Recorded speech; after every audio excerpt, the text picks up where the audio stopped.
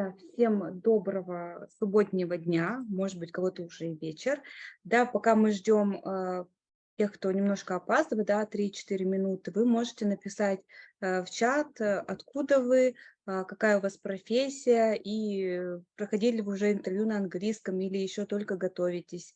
Почитаем и познакомимся с вами. I can also say hello to everybody. I will be speaking English today. Yeah, she is responsible for Russian. I'm for English. Say hi. Hi. Where are you from, guys? Let's discuss the cities. The cities or countries. We are right now in Tbilisi, Georgia. In Georgia, Tbilisi. The weather is not very nice, actually. It's kind of rainy or cloudy. It's unclear. Cloudy. Yeah. Okay. Angola. Wow. This is nice. Nice. It's English speech. It's for you. Yeah, I have never been there. Я начала переходить на английский. Feel free to speak Russian. That's all right. I will be the only one. Yeah. Окей, не смущайтесь, пишите, да, так будет нам легче общаться, потому что у нас будут интерактивы, мы будем задавать вопросы и просто отлично проведем время. Ого. Cyprus. Oh, Cyprus. Yeah. Да, кто-то прямо из Кипра. Siberia. Когалым. I grew up in Siberia. I grew up in Krasnoyarsk region. It's just in case. Чита. О, я работала в Чите. Ижевск. Где в Чите? Yeah, maybe the street or the house. Tbilisi too. Hi, hello. So look outside. Yep. Да, я знаю. Павел, привет, рада тебя видеть. English is fine. I was born in Yugorsk, Tyumenskaya region. Krasnoyarsk, Соликард, right? Yeah. Шарыпово. I actually grew up in Шарыпово in Красноярский region. Нефтеюганsk, St-Petersburg. Пермь. О, я родом из Перми. I miss St-Petersburg so much. Как классно у нас география, да, и разные страны. Санкт-Петербург. Оля, привет. Африка. А теперь же Шарыпово. You were born in Шарыпово. No, I'm gonna cry. Третий микрорайон. School number 8. Actually, I went there. This is so nice. Федор Исаев. I don't know you. Нефтекамск. Казахстан, Алматы. This is nice. We actually were last week. We were in Astana, right? Да, я провела целую неделю в Астане и не попробовала бишбармак. Сори, немножко волнуюсь, да, мне надо будет вернуться в Казахстан обязательно. Геолог. Russia, да. Нефтекамск. Уфа. This is nice. It's also a good city. I've been there. Yeah. Москва. Of course, the capital. Уфа, Урал. Все, отлично, да. Я думаю, если что, к нам еще подтянутся, подключатся. В любом случае будет запись, так что не переживайте, мы можем начинать. I have a presentation for you.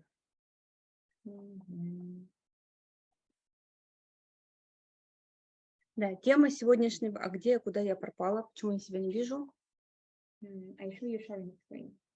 Демонстрация. Сюда. Так, демонстрацию. А вот, все. Супер.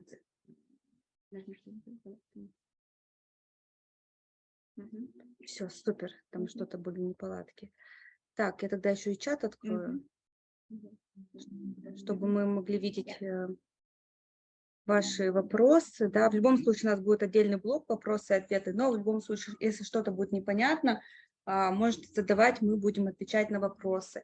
Тема сегодняшнего нашего вебинара – это как подготовиться к интервью на английском и устроиться в иностранную, добывающую. Wait a second, she will be speaking Russian, I will be speaking English. Don't worry, Pavel and Novikov. Wait. Yes, I think it will be 50-50, yeah, in Russian and English. A balance, you know, a balance. Yes. My English is not so, it's not good, and not excellent. It will be better, don't worry. Yes, I'm improving. Sure. Okay, thank you. Continue. Окей, тема нашего вебинара «Как подготовиться к интервью на английском и устроиться в иностранную добывающую компанию». Здесь мы все собрались, связанные с добывающей промышленностью, нефть, газ, рудная геология. И поэтому у нас такая тема, что именно с нашей специализацией, да, добывающие геологоразведочные компании. Так.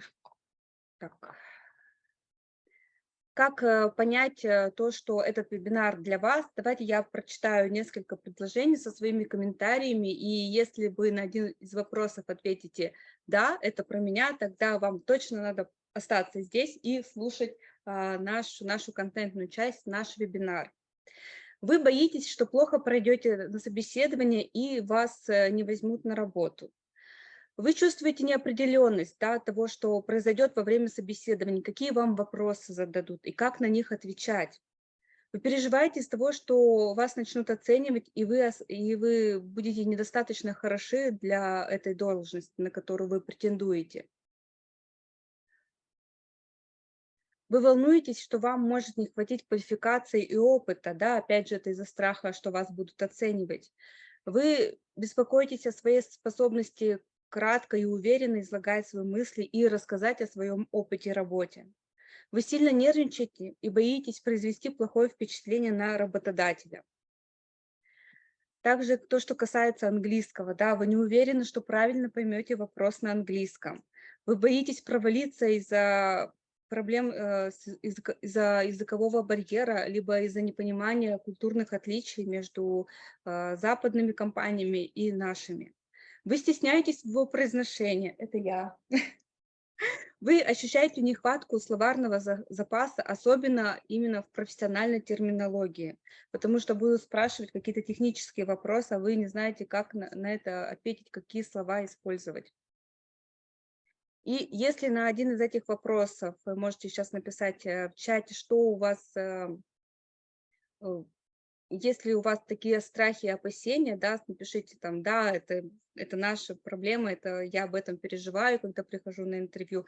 Напишите плюсик или да, и так и мы продолжим, да. Да, давайте будет у нас интерактив, потому что мы с Мариной тоже немножко волнуемся. I'm not nervous, she's nervous. I'm fine, I'm fine. I have my wine right here. I'm from Georgia. It's a joke, guys. No wine for sure. Just some water. Окей, все, я вижу плюсики, идем дальше.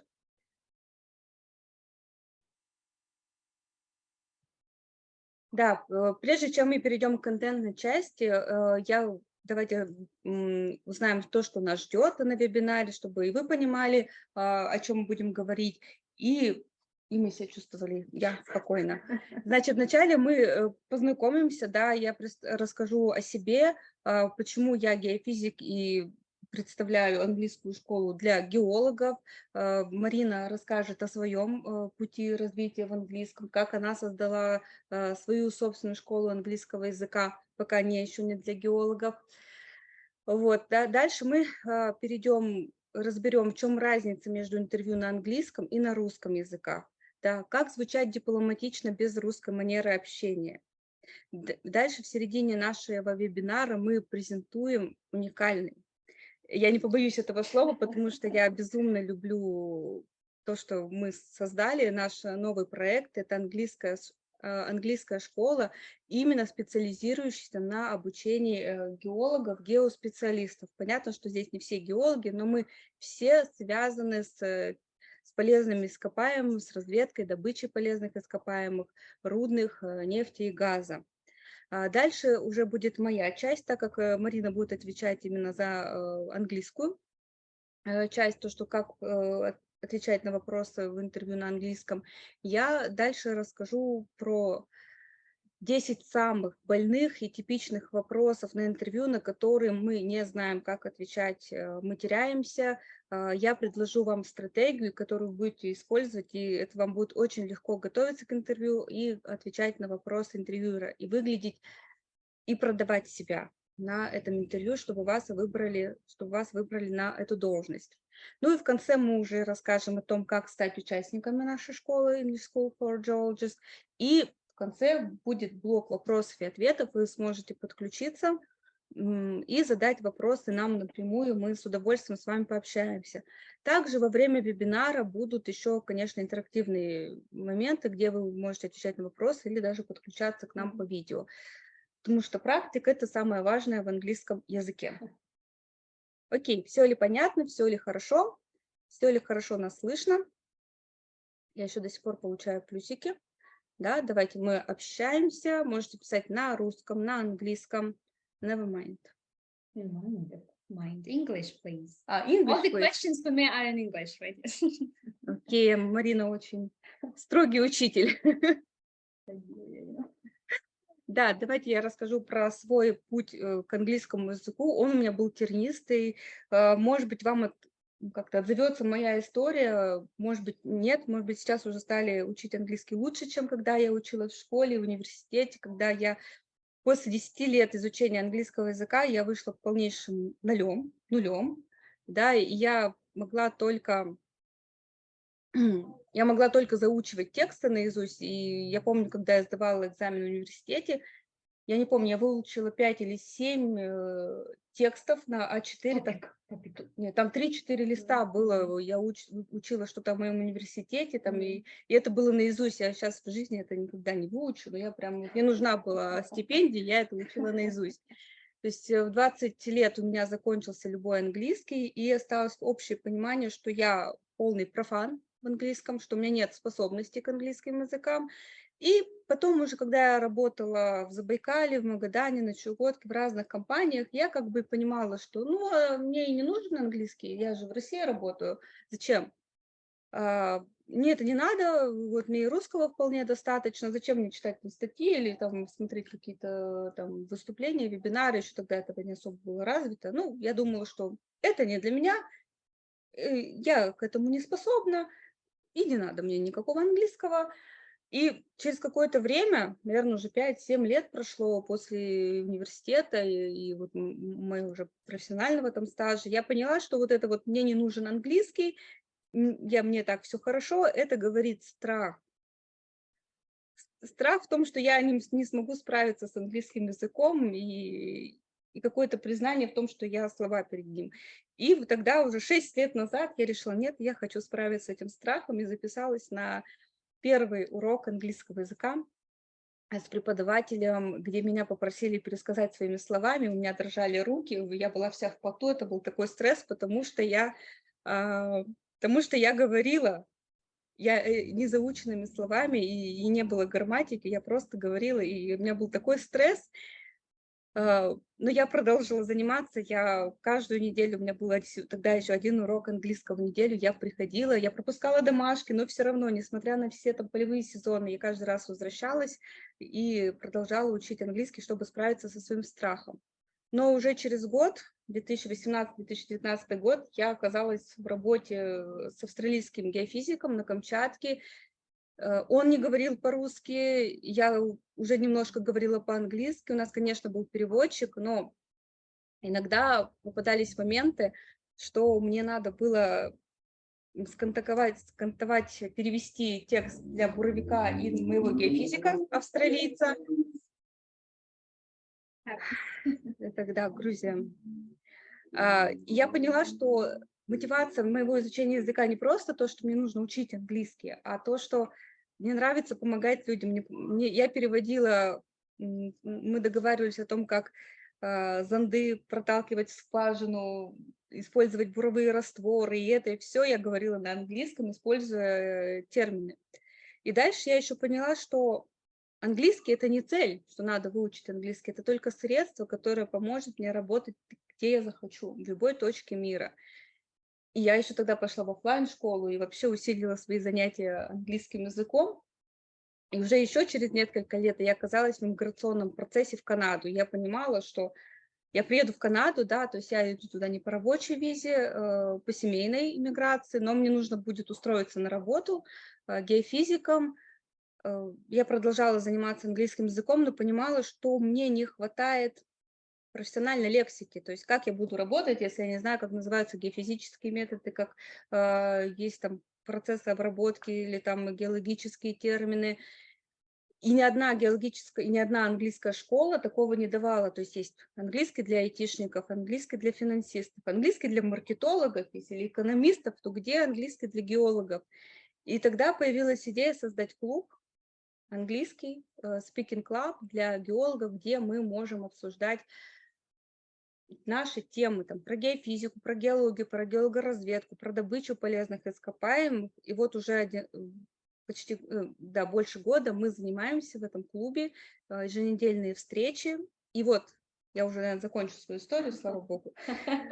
На прошлой неделе я была на Майнексе, и там, конечно, было большинство русскоязычных, но подходили и иностранцы полностью, которые не говорили на английском, и мне было так спокойно рассказывать про геофизику, про то, чем занимаюсь, использовать все эти термины. Потому что почти на каждой встрече нашего английского клуба, speaking клуба, мы их затрагиваем. То есть мне приходится рассказывать про свою работу, про свой опыт, используя геологические и геофизические термины. Но я почти... Чего не хватало моему английскому клубу, и почему здесь Марина? В том, что как бы, занятия это хорошо, но мы занимались среди своего кружочка pre-intermediate, intermediate, иногда upper intermediate, и мы не хватало нам методики, чтобы уже повышать свой уровень языка. Конечно, мы его расширяли, да, то есть мы расширяли свой словарный запас, нам становилось проще говорить, но не хватало, конечно, учебных программ. И в этом я не эксперт, потому что я не преподаватель, я сама такой же специалист со своей болью. И я познакомилась с Мариной здесь, в Тбилиси, у которой своя собственная школа английского языка с преподавателями, с методикой обучения, и предложила ей объединить геологов и методику, и школу. И вот мы здесь, чтобы вам помочь с интервью, и дальше вот передаю слово Марине на английском. Finally, thank you so much. Right. I'm gonna just change it right here. Yeah. My turn. You can actually read my credentials right there in Russian, right? Feel free to read them in Russian. But I will tell you, you might wonder why I do not speak Russian and I speak only English with you. Like, she speaks in Russian, so why don't I do that? I will tell you a bit shorter story about my way of learning the language. In the city of Sharipovo, as I've mentioned, right in Krasnoyarsk region, the teacher of English did not believe actually in my knowledge whatsoever. She told my parents that I would never ever speak English whatsoever because I do not have the talent. Yeah, so if you think that you don't have the talent, you are wrong. Anybody can speak anything. So if you speak, Russian, you can speak English as well. That's the first point. Second point, I studied at the university, of course, right? I studied English as a teacher and German as well. I don't like German, so just English. And after 3 years of university, when you study day and night, you learn, you practice pronunciation, lots of grammar, lots of new words. I traveled to America. So 3 years, right? Not months. Years of studying English. And in America, for 2 weeks, it's a true story, I'm not joking, 2 weeks, I did not talk. I couldn't talk and I couldn't understand anything. Why? Exactly. Why? Because the education, unfortunately, in Russia, in university or schools, they do not teach us how to talk. They teach us the grammar and lots of new words. But speaking is a skill. It's like driving a car. If you learn how to drive a car in theory, like on paper, it doesn't mean that you can actually drive a car. The same with speaking. You gotta open your mouth like this and start talking, right? This is the only way to actually practice and to know how to do that. Without the practice of speaking, you will never ever become a fluent speaker, unfortunately. And over the course of 13 years of my experience of working with adults. I've been a teacher, professionally working as a teacher for over 13 years. I've worked with different CEOs, head of departments of really great companies like Baltic, Tinkoff, Sberbank, Nokian Tires, Procter & Gamble, many of them in St. Petersburg, by the way. I've realized that this way of translating, as we have in our education, like a table stool, it doesn't work. It's not effective. The only effective way is immersion, when you dive into the language. This is why the name of my school is English Dive In, because we try to dive you into, like into the language, when you have no choice but to start speaking English. It's like traveling to a country. When you travel abroad, you travel to America, if you speak Russian to them, even loudly, if you're like, oh, they will not understand you. So what's the point, right? You have to open your mouth and start speaking English. This is the reason why I do not talk Russian with the students. I do not talk Russian with my teachers and other stuff. So we every day we chat, we talk about the programs and some other things. We have educational kind of trainings as well for teachers, and we do that everything in English. So English immersion is not only for students, but also for the staff of my school as well. I believe it's effective because everybody, like, is there. It's like kind of an English zone, as Maria has mentioned. The language becomes not the goal. The language is a tool. It's a kind of like a bridge, right, that helps you to communicate, to deliver the message. Like, I tell you something, right, and you tell me back. We have some questions, I believe. There was a question. We will get to this. The Russian way of speaking, I have that. Stay tuned. I will tell you what that is. Tatarsky, maybe. I'm not sure. I don't speak Tatar. But actually I have ancestors from that. I guess all of us do. As you can see, I do have the teaching degree of English and German, and I have a lawyer degree. Like I'm also an international lawyer officially. I've been to America twice. I've lived there overall about a year. I have a certificate CPE that prove that my English level the same as a native speaker's English level. As I mentioned, I've worked for many corporations in St. Petersburg, all over the city for over 10 years that I've been there. 13 years of helping people to move in their career with the help of English. So when a person starts again, seeing English as a tool, and they use this tool to get a better position, to get greater clients, right? Of course, it's really amazing. So we work with people all over the world right now. Everybody lives everywhere. Europe, Dubai, Turkey, Georgia, Armenia, Russia, including. Yeah, I think I'm done for now. Yes. This one was the idea of connecting our two forces. Like, she is great with geology, right, and I'm great at teaching and helping people start speaking English. Как вы поняли, да, получается, мы с Мариной создали такой продукт, такую школу, где объединится моя экспертиза в геологии. То есть я понимаю, что нам нужно, да, какая у нас специфика, какие у нас требования к языку, что нам нужно изучать. И Маринина экспертиза в обучении студентов, ее школа. И здесь получается английская школа для геоспециалистов. Это геологи, геофизики, минералоги, петрофизики, менеджеры в добывающих компаниях, которым приходится общаться с клиентами, да, и обсуждать какие-то геологические, геотехнические вопросы, гидрогеологи, географы, горные инженеры, геотехники, петрофизики. Ну а теперь мы уже перейдем тогда к контентной части, к тому, что такое интервью и почему его не надо бояться. Там, спасибо, Марина подобрала очень смешную картинку о том, что есть интервью на работу. Здесь надо понимать, и это не очень вяжется с нашей, конечно, культурой, в чем мы выросли, о том, что интервью – это продажа себя как специалистов.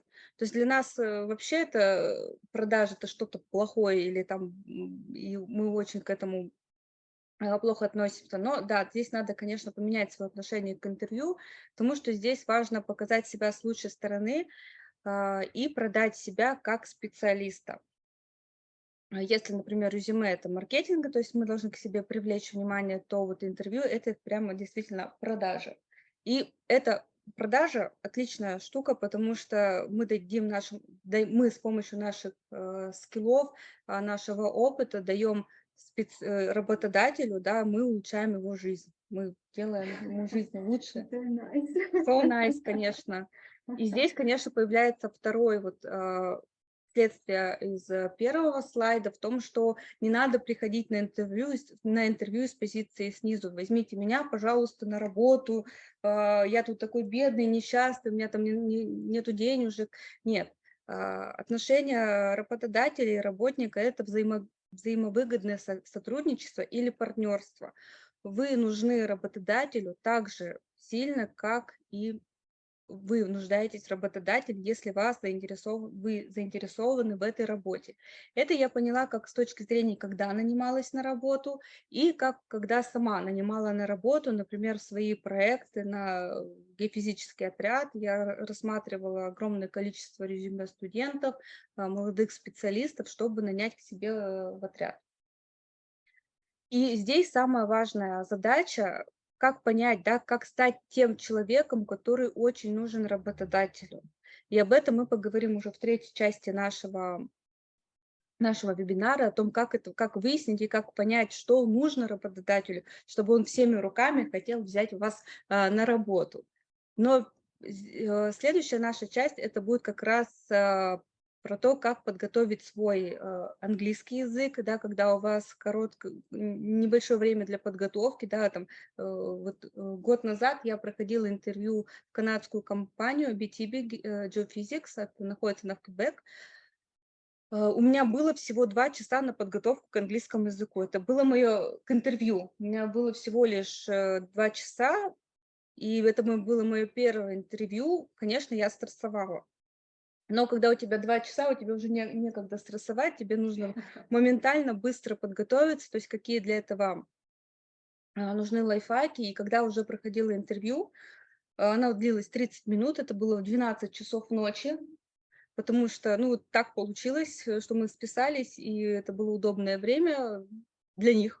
А я решила, что не буду откладывать на завтра, надо вот прыгать в пропасть, так сейчас. Вот я провалюсь, пойму, что мой английский... Да, я пойму, что мой английский вообще никакой, но хотя бы я это пойму, чем я буду там откладывать на неделю, на 2 и отлаживать свою мучительную смерть, да? Right. Вот.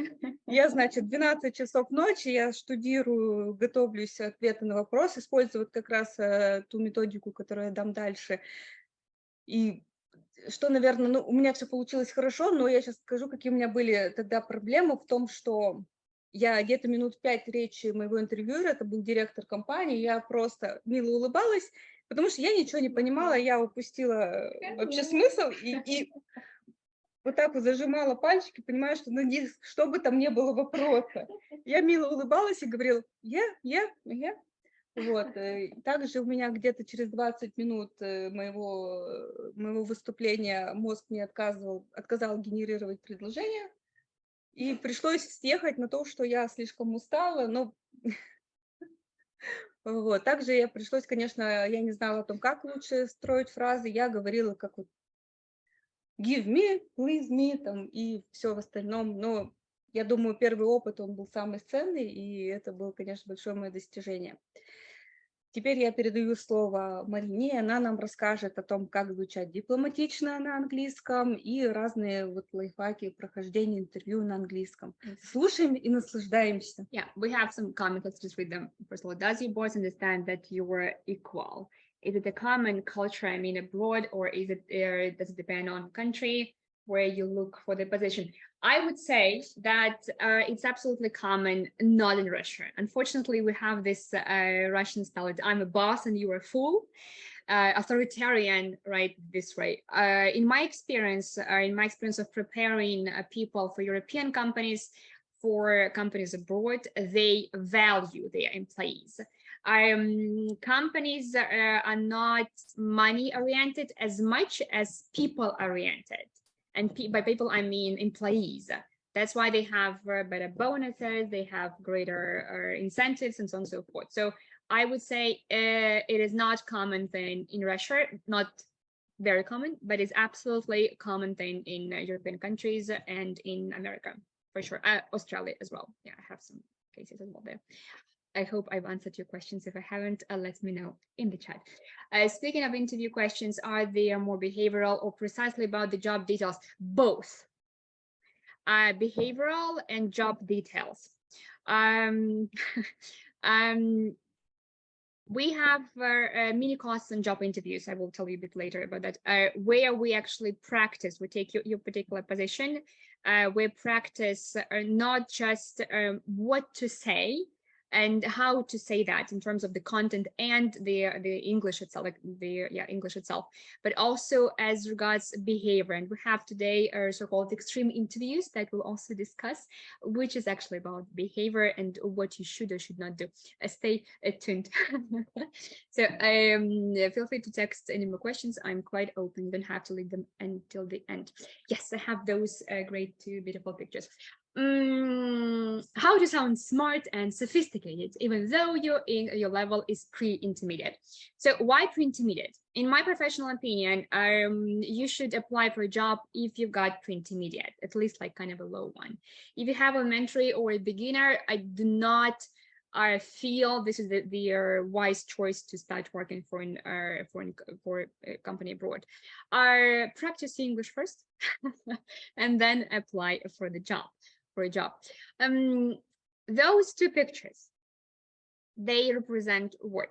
They represent, as you can see, like a guy who wants to go to a men's room, right?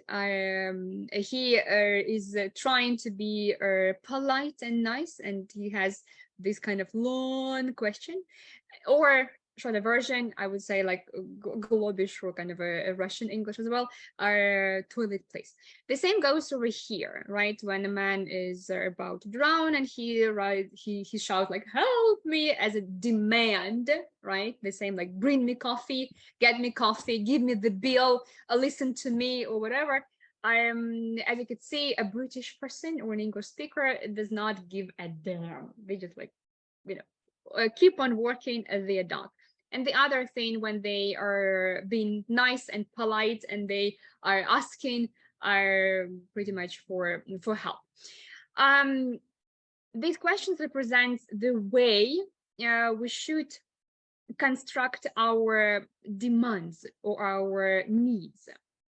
Whatever you need your job interviewer, your company to do, your colleague to do not demand that. Do not ask it like her with the fist like against the table.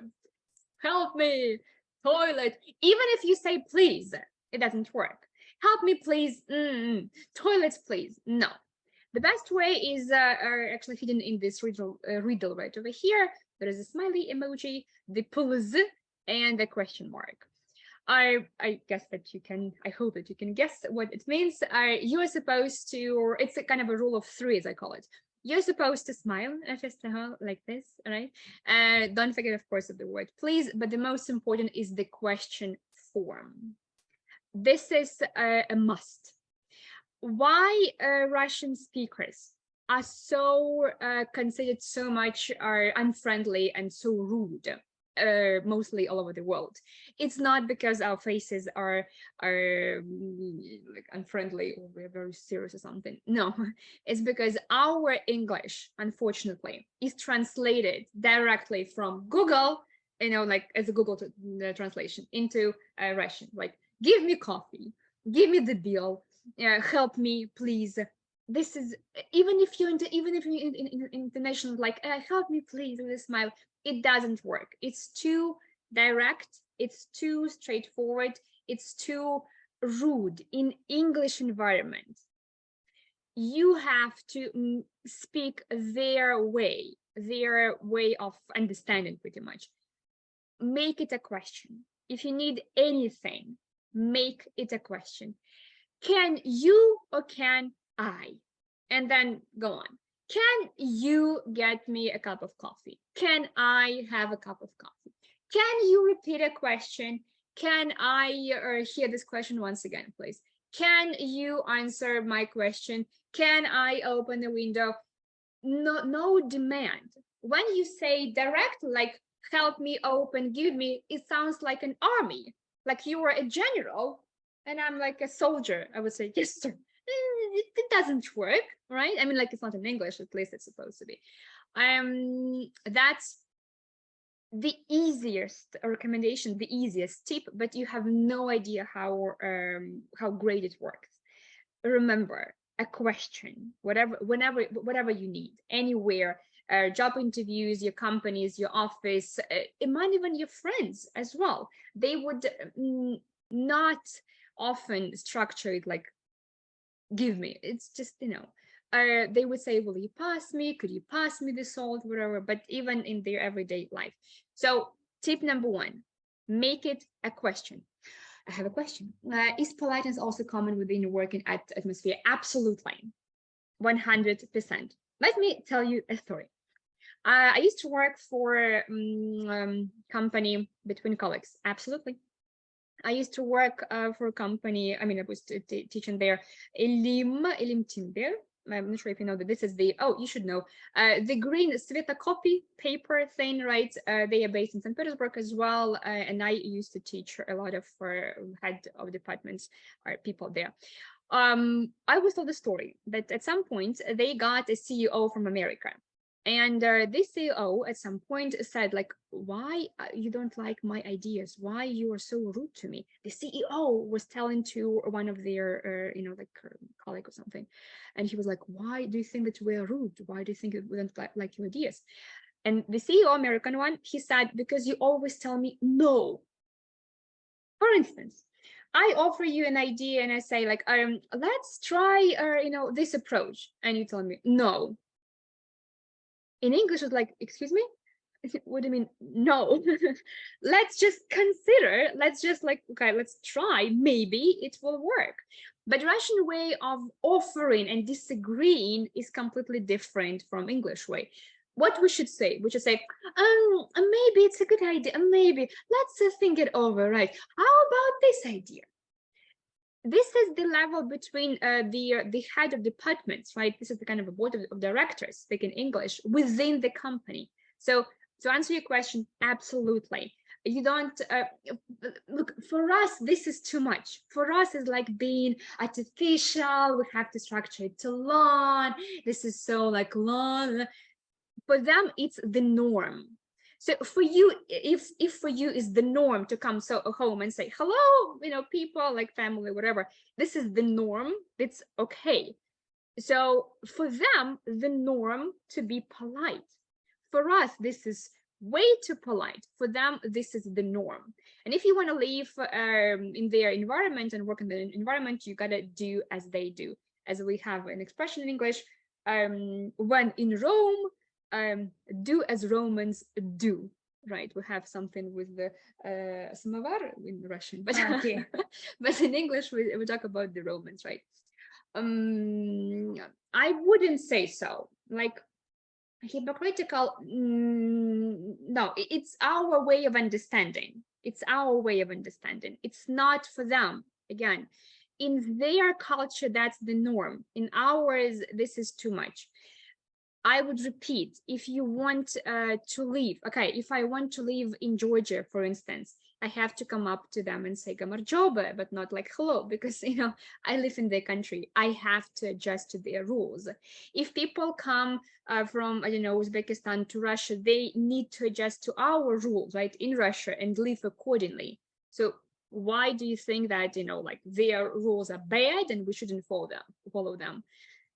I would, I would doubt that. So if you want to be a part of their culture, you gotta be a part of their culture. You gotta play by their rules, but not come and say like, your rules are stupid, like I don't like them. I'm not sure this is actually nice. It's not the norm. It's a way I learned to behave as soon as I started to work offshore. Clear. I'm not sure what do you mean by not the norm, but if you disagree with me, feel free to type that. I like a good debate. I'm summarizing this slide. Whenever you need something, make it a question. Do not demand something. Ask for it. Like, can I have it? Can you do this? And so on and so forth. I hope that's clear. Moving on. Moving on. Yes. Oh, it's my problem, yeah? Yeah. Whenever you do not understand what people are saying, right? That happened to me actually in America, as I mentioned, and it's a true story. I'm glad to share this because I wanted to realize that I've been where you are with, actually maybe not all of you, but some of you were. I was at the place where I couldn't understand. I couldn't get what they were saying. It was incredibly difficult for my ego because I'm so clever and smart, right? And I don't understand, so it was really hard. However, I got through that, again, by diving into the language. I totally believe in this approach. I am confident that it works. I have thousands of great examples of people moving abroad, relocating, getting higher positions, entering MBA courses in Chicago, entering universities in Europe, in Amsterdam. So really great examples. Back to the question. What if you do not understand? So an interviewer asks you a question and you have no idea what the hell he or she is talking about. What do you do? Could you please type, or you can feel free to unmute your mic and tell us. I'm waiting. So what do you do if people tell you something and you have no idea what they... Я делаю вид, что я типа все поняла. But if it's a question, right? So if they like in question intonation, like they and you're like, what do you do? What can you do? Ну, есть эти фразы, да, там, can you repeat it, please? And I didn't catch it. Okay, so you say, can you repeat that? They repeat that, and you still don't understand. So you kind of look a little bit like, there was actually a video, if you've seen this recently on Instagram, when in the parliament, right, somewhere in Great Britain, a Scottish guy asked a question, but he was saying so unclearly that the politician, British one, was like, excuse me, can you repeat that? So everybody was laughing. The Scottish guy again repeated the same question, and he was like, I'm sorry, the English. So, and again, it doesn't look nice. At least it doesn't look professional, but your English is kind of poor. So yeah. You ask, can you repeat that? They repeat that. You don't get it. What's next? You're going to lose your face. Let's read what other people say. Politely, if they can repeat or rephrase. Rephrasing is good, right? Can you rephrase the question? It's a good point. Rephrasing indicate that your English is a little bit, like not nice. Like my English is a little bit, so it's acceptable. My the question which I didn't catch. Sorry, I didn't catch it. Could you repeat, please? Yeah. Again, keep in mind that catch, like I didn't quite hear. Maybe there was loud like bike or a passing by, so I didn't catch like what was the word. So yeah, I can repeat the question as I understood. That's a good point. Yeah, I like it. So if you say like, let me get if I got you clear, right? If I understood you correctly, and then you say what you mean. It's called clarifying. Good example. I like it. But you can be wrong. What if like they are you kind of explain what you understood, right? And it turns out that that's not exactly what they were asking. Again, kind of uncomfortable. Anyway, not to lose your face, not to indicate that your English is a little bit poor. That's why you need a rephrasing. You can have a very smart face and say, excuse me, what do you mean? That's all. They will have to rephrase that. And usually when you ask them to rephrase that, what do they mean? They do this spontaneously, and as a result with really simple English. You do not indicate that your English is a little bit like poor, or you're nervous, or you didn't quite understand. What do you mean is the perfect example in this case. So I found that being in America, so I was like, what do you mean? And they have to rephrase that. They have to say exactly the same idea, but in a simpler way. Use that. Это молчать, которую ты уловил. Sure. Yeah, that's nice. I mean, it's better than nothing. But in my experience, in my opinion, asking what do you mean can help you quite a lot. Tell me if you agree with me or you think that this example is stupid. But again, Мне кажется, здесь еще такая проблема в том, что страх переспросить, разобраться, и вот то, что вот тебя поймут, тебя разоблачат, то, что ты не знаешь английский. Но на самом деле это нормально переспрашивать и разбираться до сути, если там какие-то сложные технические моменты, которые важно понять. Мне кажется, вот это нормально, что-то не понять, пропустить. Они же тоже понимают, что это не ваш родной язык, и они доброжелательны и помогут. Answering your question, I also, we teach negotiations. Negotiations is when you negotiate particular cases like contract stuff, and we have a mini courses on that as well. Negotiations are tricky. This is where you have to clearly understand your partner's or the kind of way or what the side or position. They do that. English speakers do that. If you watch negotiations as a kind of examples on YouTube, you will see that they clarify. So you ask me a question, I'll say, okay, if I got you correctly, you mean that this. It's a good technique. We at times don't get each other even when we speak Russian. That's why all the conflicts are about, right? So because we are not that actually great at communication.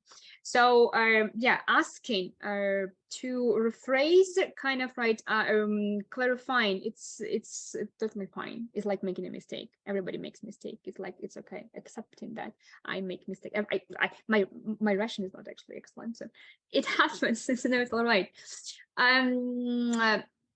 What do you mean? I would say, what do you mean? What do you mean? Like right now we're talking to you. What do you mean? What did you mean are okay, but in my opinion, what do you mean? Sounds quite probably better in this case.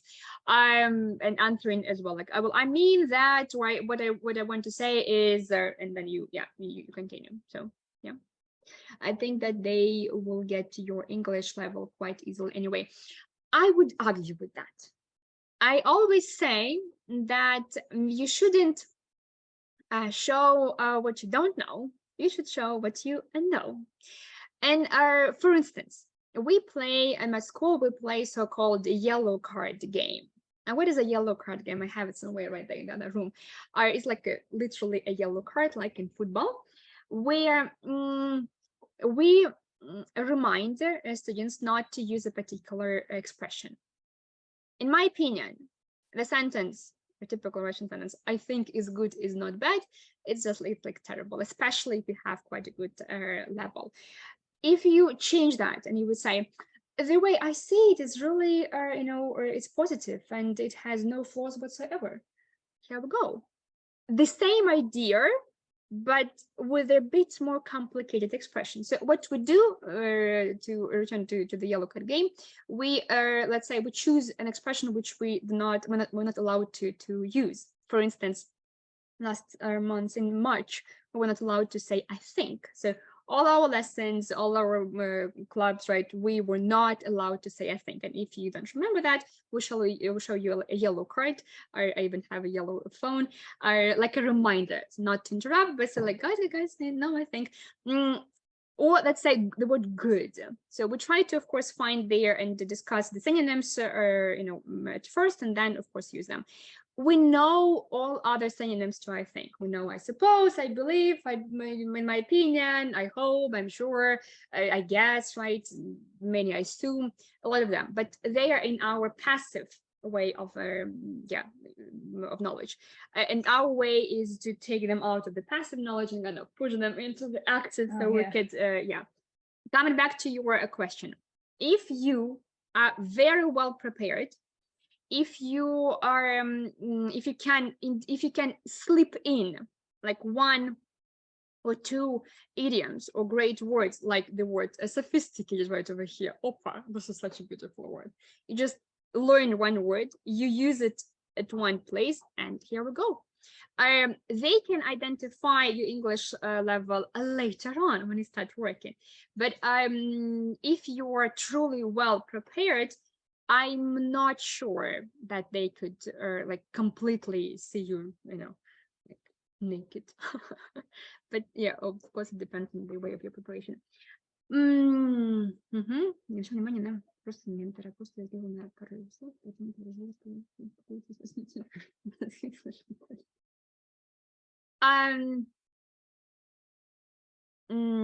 it's a good question. Let me think.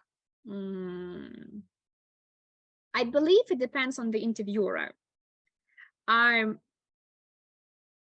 I, for one, I also hire people. I have a hobby of having interviews, you know, to hire teachers every week now. I'm not, I don't like it very much, but anyway, it's okay. If an interviewer asks you an exact question and you start answering, but you go and, you know, like you digress a little bit to the other side, if you haven't answered the question particularly, the interviewer, of course, will notice that. So the thing which you should do or can do is ask at the end, have I answered your question? Like, see, like I actually believe I did a few minutes ago when I was saying, and I asked like if I've answered your question, there was like, yes, number 1 plus, number 2 plus. So I make it like wide. I go this way and that way and this way. And then I make sure that I've answered your question. So yeah, you could try, but I would just, you know, clarify at the end whether you've answered or not. Yeah, that might help. As there is an old anecdote, and I will not tell you because it's in Russian, so no anecdotes. Overall, it is better to answer shortly or try to explain in details. That depends. Maria will actually cover the questions. What I can say about, first of all, their self-presentation. It should be short, but very well measured and prepared. Our other questions must have an example and some numbers. So saying or explaining why you're so great because you're, you know, because you were born here and you've had this education will not do. This is absolutely unnecessary, just like words. But if you answer with a particular example, like I'm a great specialist because I have helped this, it's short. That's on spot. So that's what they need. They don't need a lot of words. They need to get something out of the question. So if your question it has just words, so you know what's the point? It must have valuable information in the answer. So that depends on the question, which question, right? And if the example is big, let's say the example of your, you know, like a failure, right? Can you give me an example of your failure and what you've learned? It might take a while, so it could be a bit longer, but it should be really a hell of a good example if it's long. Yeah, if it's long. Мы об этом поговорим, да, уже. Yeah, Мария will cover that. Right, yeah. Что выбирать, о чем рассказывать. Summarizing this slide, I want to remind you that the question of what do you mean is an amazing question, and it helps you not lose your face. I have experienced that. Like clever split. Excuse me, what do you mean? Yeah, maybe not. There was a question at the very beginning, how to sound diplomatic without Russian style of speaking. As I've mentioned before, Russian people are considered to be kind of rude and direct, not because of our face, but because of the way that we translate things. We think in Russian and we take this, you know, like idea sentence and translate and say it exactly in English, like give me coffee, I want coffee. Like it's terrible. I mean, like it's the word that can happen. This is a funny joke. If you can get in the picture, I read that. The tip which I can recommend you to sound more diplomatic is to take a negative participle not and a positive adjective. It's the simplest, again, recommendation, but this is so effective. So going back to this example of William Timber, CEO American, when they told him, no, your idea is not, your idea is stupid, right? this is not the best way. See, not the best way. I can help it. But if you say, I'm not sure this idea, I'm not sure. No, I don't think. I don't think that this. No. This idea is not very practical, like this. Right, this idea is not very good, is not very practical. This coffee is not very hot. This room is not very clean. This company is not very stable. The salary is not very high. How they explain why English speakers actually say this way? So actually, I saw an interview. They said that, okay, if you're unhappy about something, you start with the mild way of expressing your unhappiness, right? This satisfaction. You say, this coffee is not very hot, right? Or like, this idea is not very practical. If this way doesn't work, if it doesn't help, you take it up a notch right here. And you say, well, in fact, the coffee is actually pretty cold. Well, in fact, the idea, isn't practical completely. What happens in Russian environment? We start saying, my coffee is cold, this idea is stupid, and what's next? What do we do next? We don't know, because this is the end, this is the ceiling. Then we do what? We call a manager, we start shouting, so we gotta raise it up a little bit, and we can't. That's why we use our aggressive bulldozer way of communication, right? It's from the styles of communication. That's why, to sound diplomatic, use their positive adjectives, use not, use the I'm not sure, it is not weak. In Russian, this is weak. So if I talk to Maria and I say an idea, and she says, I'm not sure, I feel that I can a little bit pressure her a little bit, right? And she will kind of cave and she will do what I want. It doesn't work in English. I'm not sure means no in English, like in English environment. So when you are at the meeting and somebody asks you for an opinion or something, saying I'm not sure, it doesn't mean that you're literally not sure. It means that no, this idea is stupid. A kind of a translation, men's words and women's were the same with English words and Russian words. Summary. To sound diplomatic, use positive words, use positive for English, and not be afraid of sounding kind of weak. It's not weak in English. It is okay in English. In Russian, yeah. In English, no. And I can tell you, what, I've been working with this, teaching diplomatic English for like 7 years or 8. Anyway, I realized that my Russian brain also starts, it has started speaking this way and thinking this way. So when I'm in Russia, like in Russian environment, talking to people and they are quite direct, saying me like, no, I feel kind of scared. I feel so uncomfortable, like, oh my God, why? Why no? It's my opinion. Why are you so, like rude to me? I can help it. Because this is how English speakers feel when we talk to them in our Russian manner. Okay, maybe in Russian you need to try some polite phrases from English. Maybe helps us to be more communicative.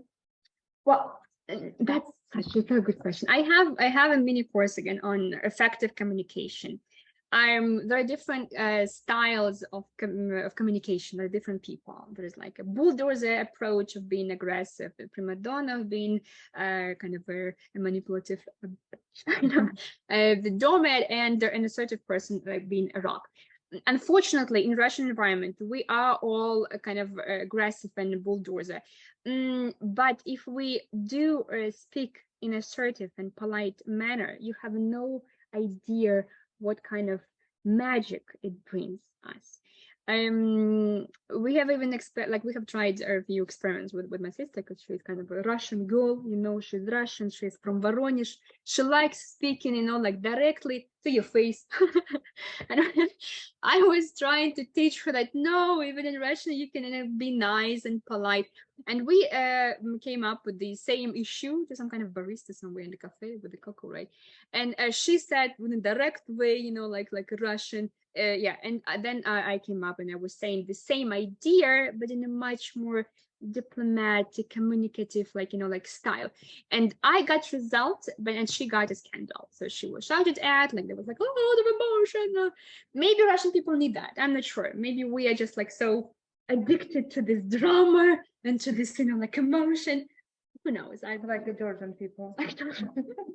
Yes, we are different, right? That's okay. There's no right or wrong. My point is that, yeah, there is no right or wrong. My point is that if you are in English environment, you are supposed to speak the way that they should understand you. If you speak to them Japanese, they will not get you. Or if you speak to them with this kind of Russian way, they will get you, but in the wrong way, like that you're rude and are absolutely direct and not diplomatic. So keep that in mind. You can ask many questions now because we're going to move on to the next one. I have some, yeah, no questions. Okay, no questions. Then I would like to talk to you about extreme questions at the job interview. You have an example of extreme questions right over here. Extreme questions, as you can see, these are kind of like, we would call them in Russian, stupid questions, or in English will be not very comfortable, awkward, unusual questions. Let's discuss who started. Maybe you know, or you actually have a hint right here in this within these pictures. Who might have started this asking this kind of questions, and why? You can text me something, and maybe I can ask Maria, why do the hell we need these extreme questions? What do you think? Я думаю, на русском, спасибо. Я думаю, мой мозг, не знаю, как у вас, можете написать, у меня мозг напрягается, он еще не так привык, чтобы так долго слышать английскую речь, но это все практика, конечно. Так, зачем эти вопросы? Потому что то, что мы разберем дальше, да, к этим вопросам можно подготовиться. То есть как правильно на них отвечать, что показать работодателю, что наоборот скрыть. Так вот, экстремальные вопросы, они могут, вы даже сами не поймете, но вы расскажете о себе. То, что нужно знать работодателю. Но к ним тоже можно подготовиться. We will get right how to get, but why? So you said that just to look for the way you're thinking, maybe the way of your the way you think, not kind of, how is it, like somewhere deep down. So who you are truly, not right now, like, you know, wearing this suit or having this, you know, this hair. Who you are really, right? To look kind of like deep inside you. Anybody, any guesses who might have started this? You have an apple right over here as a hint. Anything? You definitely know that Apple is the name of the company, and the former CEO was Steve Jobs. But if I ask you why there is a chicken right here next to the apple, what kind of questions or what kind of way he behaved, you will be surprised to find out. It's right over here. So Steve Jobs was actually the pioneer, as we say in English, a pioneer who started all these extreme questions when he was interviewing, right? Yeah. And he pretended to be a chicken and kind of flapping his arms and like making some clucking noises. Just imagine that. Imagine that you are at the job interview and the CEO of the company starts doing that. It's kind of, you know, frustrating, right? Yes, it's so stupid. Yeah. That's why not very clever, right? The interpretation of your answer can be rather dubious. Probably you're right. It could be. Again, I'm presenting my way of thinking. Feel free to disagree with this, right? I'm not saying that there's only one correct, you know, like answer to that. Anyway, to see the way that you react, to see how stress resistant you are, people are very likely to actually ask these kind of questions. And I have for you some other pictures. We will discuss these two questions with you. Let's talk about how we should react and how we should not react to these questions. To start behave stupid too, I might start saying, you should try. Look, the reaction will be kind of estimated by the interviewer. So if, let's say, if I were the interviewer and I would act like in a stupid way and you would, start doing the same, I would laugh. So we would laugh and like, it's going to be okay. I'm not sure, but you know what?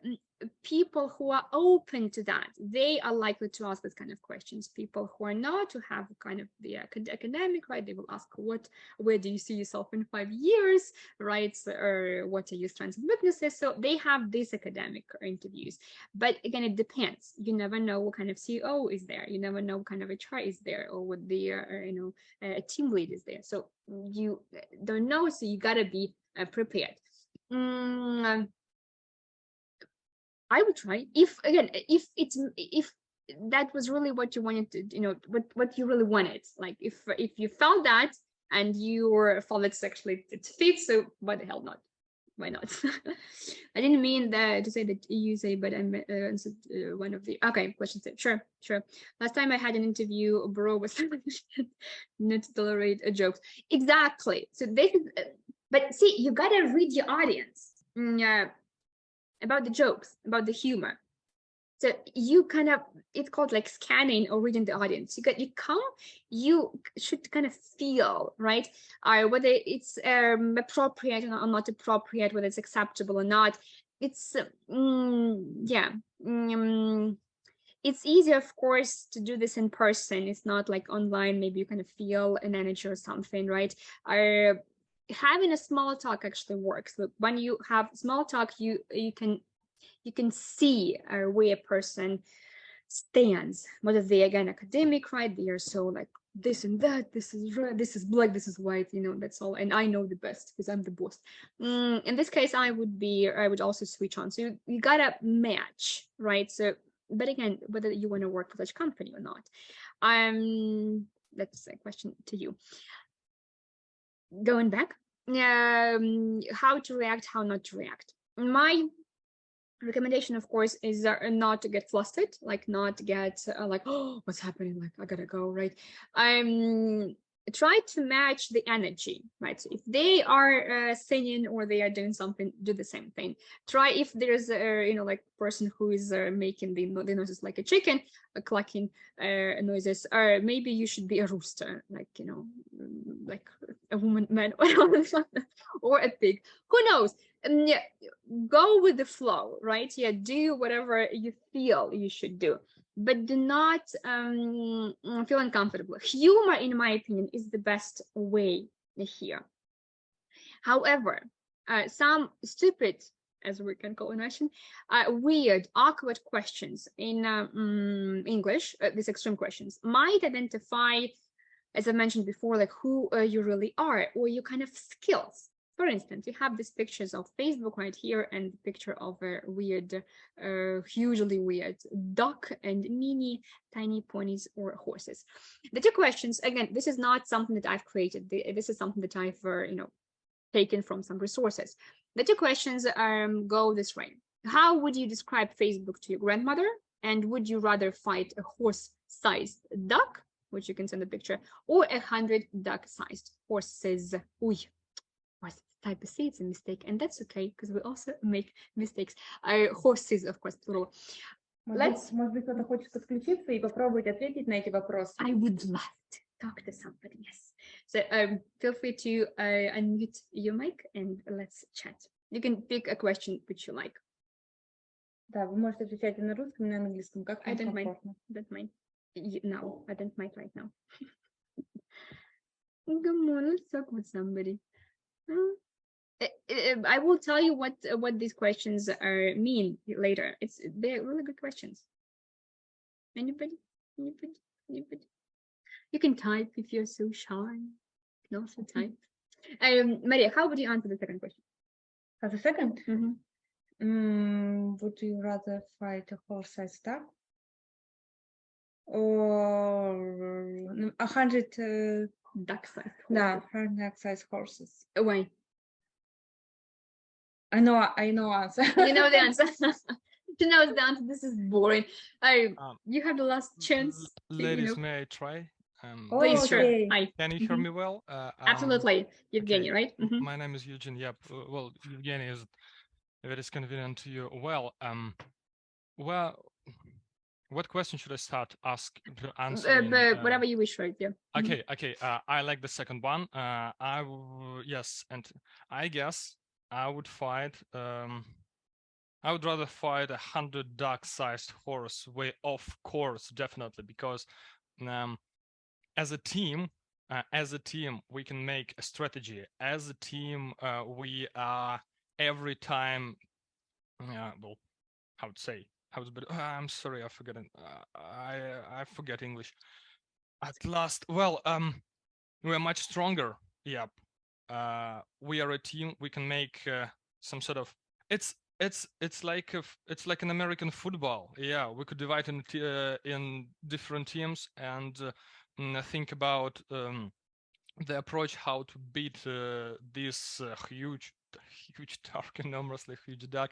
Well, better. And yes, and 100 heads. I don't know really the phrase in English. But in Russia, it would be like, well, 100 heads. It's rather better than just one. Well, Okay. That's my position. Thank you so much. What does it mean? What does it mean? Give me a second. Maybe somebody else wants to answer the second, because yeah, the second question is much more interesting. Maybe we can, thank you, Eugene. Maybe we can, listen to somebody else. Guys, you have a chance. Do not afraid. Can I try? Please, Peter. Peter. Maybe I want to answer the first questions. Sure. Very short answer from my grandma.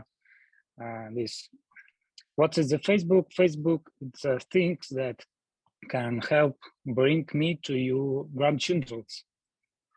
I'm sorry, can bring to you what? Grandchildren. Grandkids. It's a joke. Grandkids, like when you can meet them or something, or what? I mean, when you can see the pictures, right? This is what you mean. Sorry, what do you mean?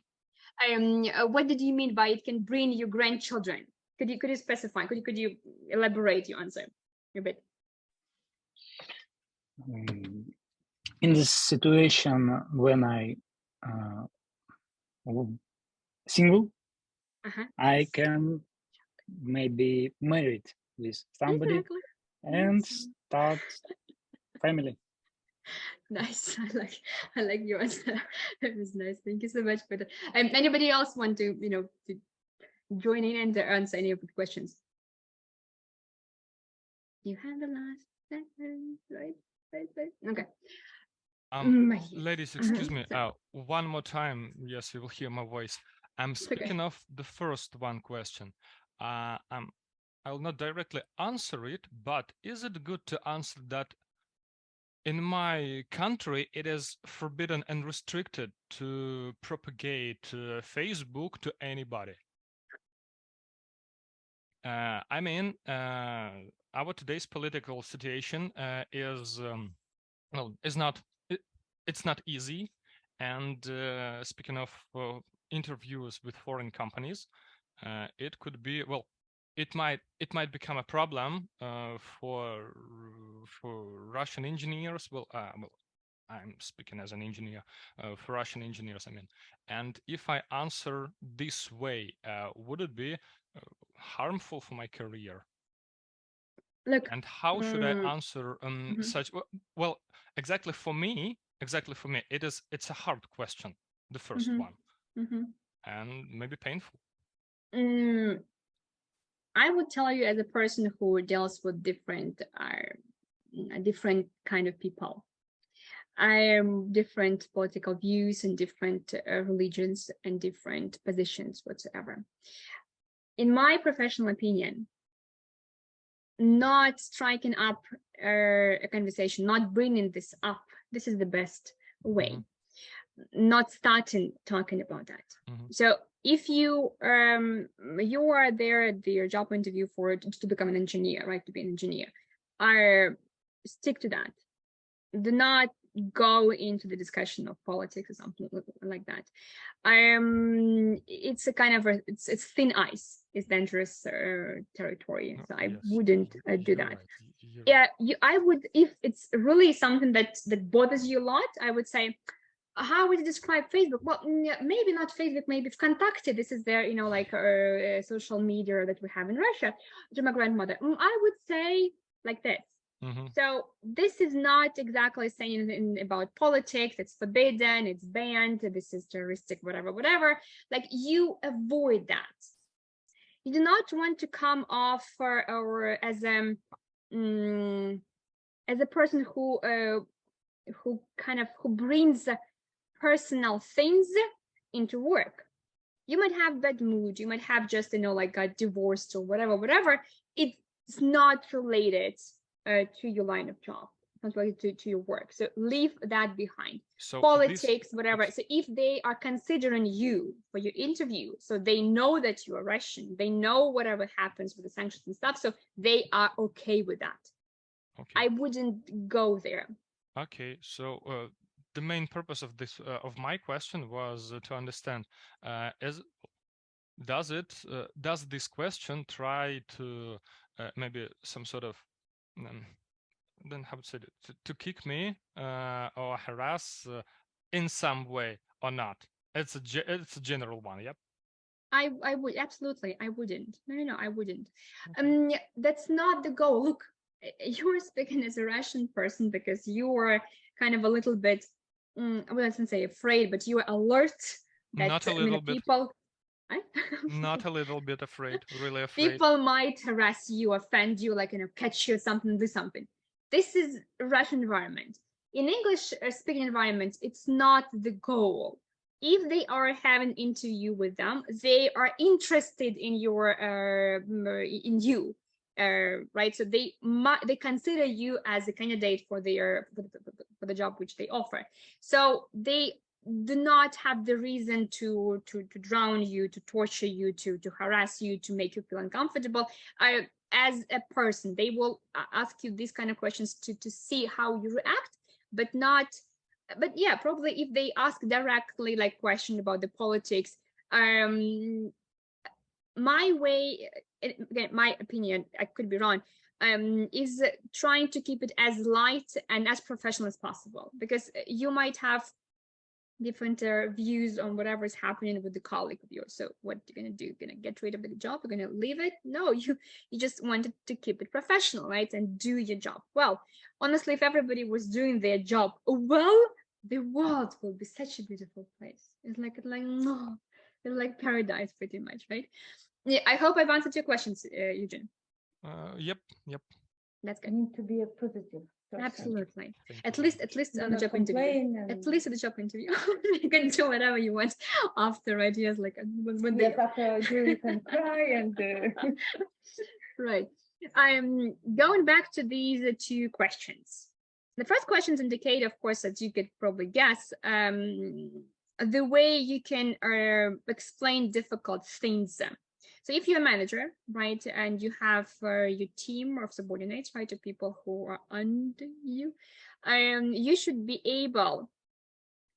We have some questions right there. I'll read them. You should be able to give their knowledge, to express the message in an easy way. As Einstein actually used to say, he said, I liked it. If you can't explain things in a simple way, you do not know it well enough. And I agree with it 100%. So if you can't explain your idea in a simple way, you really don't know what you want them to do. That's why it's about a position of a manager or team lead or something. So to understand how well you can communicate and deliver your message in the simplest way possible. Yeah, we have duck-sized host is a terrible business, but I don't even want to think what a duck the size or a horse can do. I think it's about problem solving. You are absolutely on spot, Pavel and Novikov. This is about multitasking.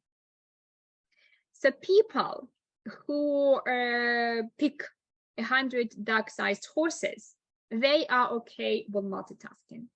People who pick a horse-sized duck, they prefer to focus on one huge project and stick to that. There's no right or wrong answer.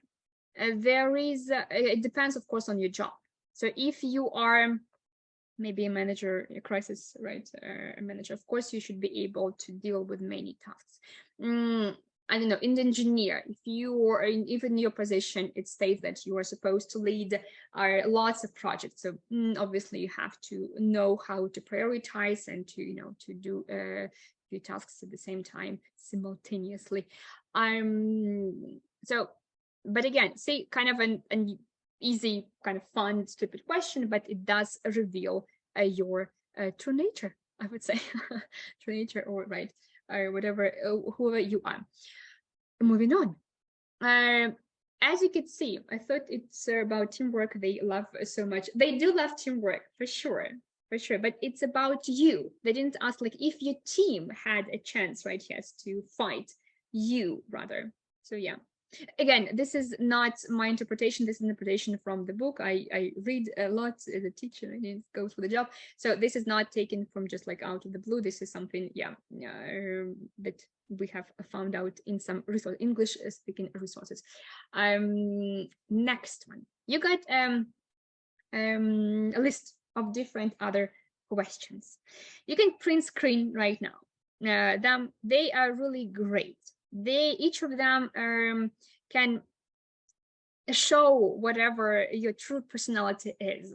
My favorite question actually is not there. It's about an animal. Like if you were an animal, what animal would you be?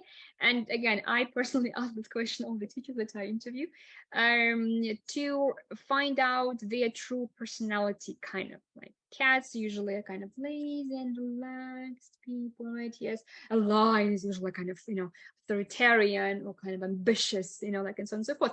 And you'll be surprised what people say. There are people who want to be a crocodile or chimpanzee. Like I want to be a chimpanzee. Okay, chimpanzee, that's great. So he might be, like in a playful manner, living his life, or he could be creative. Yes, mimic. Yeah. So it depends. For instance, question number 5, also one of my favorite ones. If you could be invisible for a day, so if people cannot see you, like kind of have an invisible head, right? What would you do? I'm gonna give you a few seconds to think, just to answer for yourself. Я сказала, что я не хочу быть невидимой, я хочу быть видимой, чтобы меня все видели. Я поняла даже для себя то, что я, наоборот, делаю то, чтобы везде меня заметили, везде запускаю свою рекламу, и я не хочу, чтобы меня не видели люди. It's not bad, and it's good, but it indicates that you are a leader, right? You like to be seen, you like appreciation, and audience, you like audience. It's not bad. It's like one of the options. I hope you've answered the question. I will tell you that in my experience of working with their people as students and working with their people as employees, majority of them answer that they would go and rob a bank. It's just so kind of boring. But what it could tell us, people, first of all, have some financial issues, because people who don't would not think this, right? And second of all, that their moral grounds might not be that great. So if they have a chance to steal whatever in your company, right, or in the company which they are applying for, they might take this chance. Do you see? An innocent question, what would you do, indicates so much. So during our job interviews that we prepare people for, we also discuss that. We also kind of prepare them. We teach them to think in a critical way. So before opening your mouth, think of what you're gonna say, right? As I mentioned, right, we do. So I hope that you've made a print screen, so maybe you can save it and use it. As I mentioned, during our school, right, we have really lots of mini courses, like on effective communication, but you don't need that. Our job interview, we have a movie club. We'll discuss movie club a bit later. General English, business English, right? And now we're happy to announce that we have English for geologists, where we are particularly work with the language, right? We discuss the particular topics, geological topics, practice grammar, but again, practicing grammar, not like opening the brackets or what's the tense today, but talking about geology in a particular grammar. Let's say if we discuss, present perfect, we could have a particular topic, right, where we can practice this present perfect. So it's again killing two birds with one stone. All classes are done online. This is an online school. As you have probably already guessed, we have a communicative approach where we communicate in English, no Russian whatsoever, and the lessons are done in speaking way. So today, unfortunately, I talk quite a lot, but during the lessons, you're in mini groups, right? If it's a mini group, like you have, you talk together in pairs in Zoom meetings, right? You have debates, you defend your opinion, you disagree with this, like you watch, let's say, kind of a video or read a text at home, and then you express, like, you think this was right, no, I would do like this, and so on and so forth. So where language becomes not so much a goal, it becomes a tool to discuss the topics which you enjoy with in English. Pretty simple. Classes are done 60 minutes. Usually only the movie club, which we have, which we'll also discuss a bit later, they are 90 minutes because movie clubs are amazing, they are great, and they have a lot of things to discuss. I personally, as I'm the CEO of the company, I personally control each student. Moreover, I mentioned that I personally with sweat and tears, I choose teachers. All of the staff, the teachers we have, they are 100% professional. They do not make mistakes.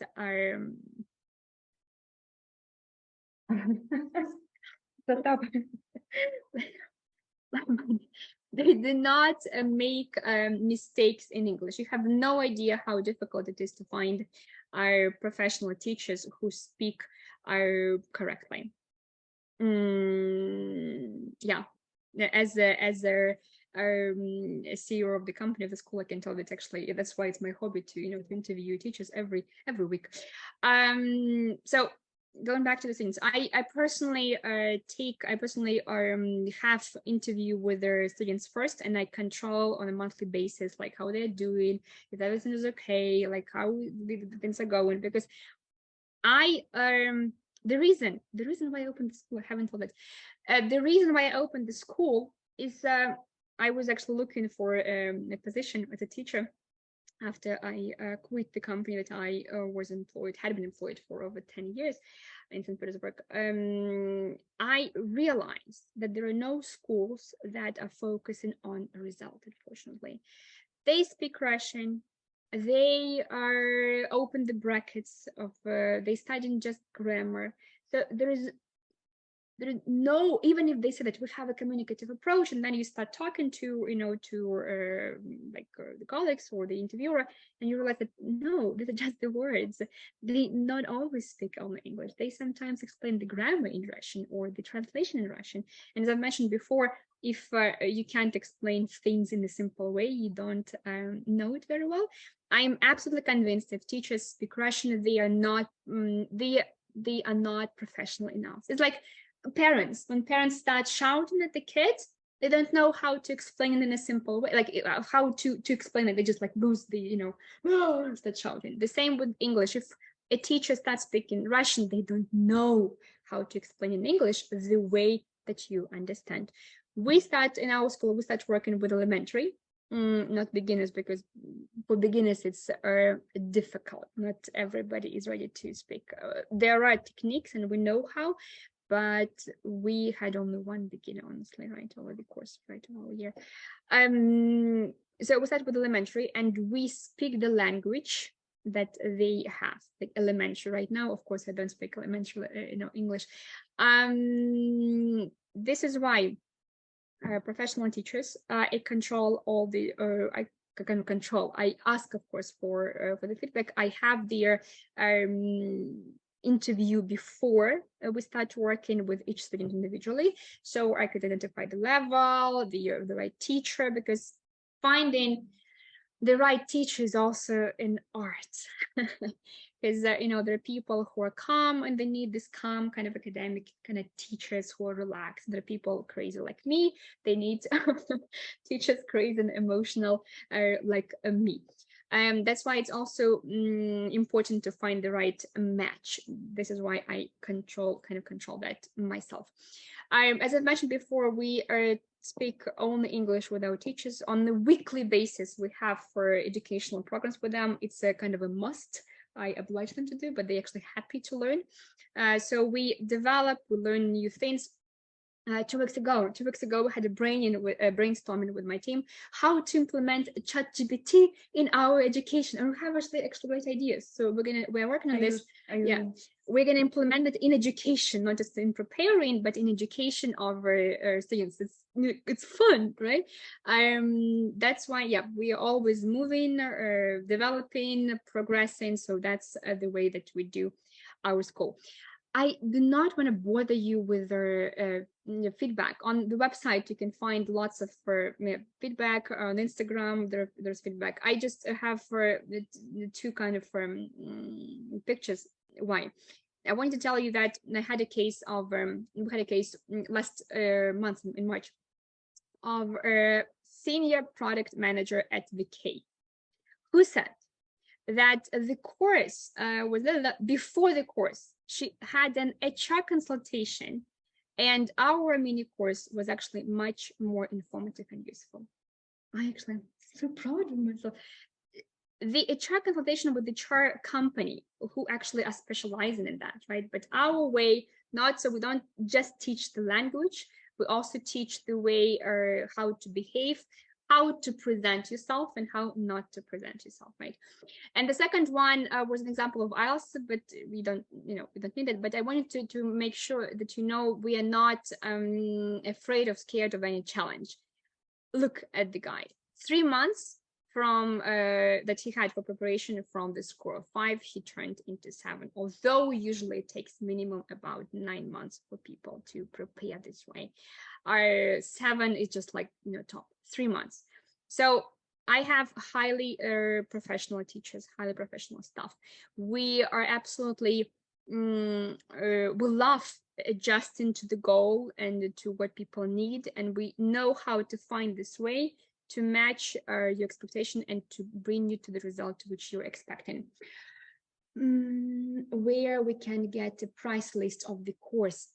I'm glad you asked that. We are gonna show that and tell us this at the end. Stay tuned.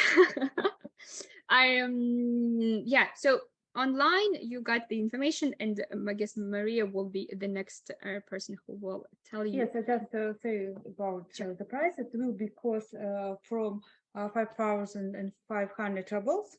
Yes, per month for a person, which includes a speaking club for geologists at Maria's club every week, and 2 lessons of like educational lessons. So these are basically 3 lessons a week, right? And if you have a mini group of 6 people, you will pay 5,500 per person. Yes, о ценах, да, спасибо, что спрашиваете, что интересуетесь. Я переживала.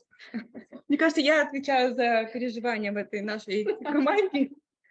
Взяла на себя все, да, конечно, спасибо, что спрашиваете. Это будет стоить вместе с занятиями от 5500. Мы все еще подробно это расскажем. В любом случае, смотрите, я скинула ссылку в чат. Сейчас еще раз продублирую. Чтобы ее не потерять, переходите, там будет чат Марины, она потом со всеми будет связываться, чтобы понять ваш уровень, распределить по группам. Переходите, кидайте просто привет, чтобы в любом случае мы еще все ссылки, они будут дублированы, но сейчас можете перейти по ней. Ну, вот, Марина очень хорошо разбирается, да, в ее опыте с IT, с маркетологами, да, подготовки английского, но есть еще специфика нашей геологической службы, сервиса в том, что мы очень часто уезжаем в поля, в длительные командировки, на вахты. Пожалуйста, поставьте плюсики, кто у нас уже собирается в поля или кто работает вахтами, или уезжает в длительные командировки. Да, это большая проблема в том, что тебе приходится быть где-то далеко, быть не дома и останавливать свое изучение английского языка. И это, конечно, не практично. Приходится спустя там месяц, два, три возвращаться и заново возобновлять, возвращаться на шаг, два шага назад. И то, что мы предложили сделать, я предложила Марине, учитывая нашу специфику нашей работы, в том, что, оставаясь в мини-группах с преподавателем, преподаватель лично вам будет готовить домашние задания и задания, которые были на уроках, для самостоятельной работы. То есть вы остаетесь в группе, с которой занимаетесь, но делаете эту работу самостоятельно, к вам преподаватель готовит материалы. Потому что уже почти, наверное, на всех вахтах, на всех полях есть интернет, скорость которого позволяет отправить аудиосообщение или отправить текстовое сообщение на почту или в мессенджеры. Да, то есть это можно работать с этим самостоятельно. Ну, по крайней мере, аудио точно. Я работала в Якутии. У нас был прямо геологоразведочный лагерь с палатками, с вагончиками. У нас был спутниковый интернет, и я могла, конечно, не подключаться к Zoom, но по WhatsApp отправлять сообщения и аудио. И можно даже видео записывать. Так что это все можно также продолжать заниматься в своей группе. Но плюс к этому еще, да, чтобы тоже не забывать английский, продолжать им заниматься, это то, что год назад создала я, это английский speaking club для геологов, где мы под руководством преподавателя обсуждаем наши геологические темы. Да, мы здесь не занимаемся, не поднимаем свой уровень языка, но можем обсудить, подискутировать, поделиться своим опытом на занятиях. Вот он, English Speaking Club. Тут чуть-чуть. Который уже работает на протяжении в полном масштабе сентября. Сейчас у нас 1 мая начинается следующий поток занятий, но я разбиваю его по месяцам. Это о том, что мы встречаемся раз в неделю, где мы обсуждаем темы из геологии, из нефти и газа, из добычи полезных ископаемых. Да, вот примеры наших тем. Это что делать, находясь рядом там, где может случиться землетрясение или вулканы, или что такое, например, грязевые вулканы. Самая сложная тема, наверное, была, которую мы обсуждали, это реверсивное бурение. Тут мне геофизику пришлось очень напрячься, чтобы понять такие инженерные темы. Но темы все, они даются в такие статьи, в которые несложно разобраться, если ты не специалист. То есть всегда есть и видео, и какие-то интервью, то есть можно и читать, можно и смотреть.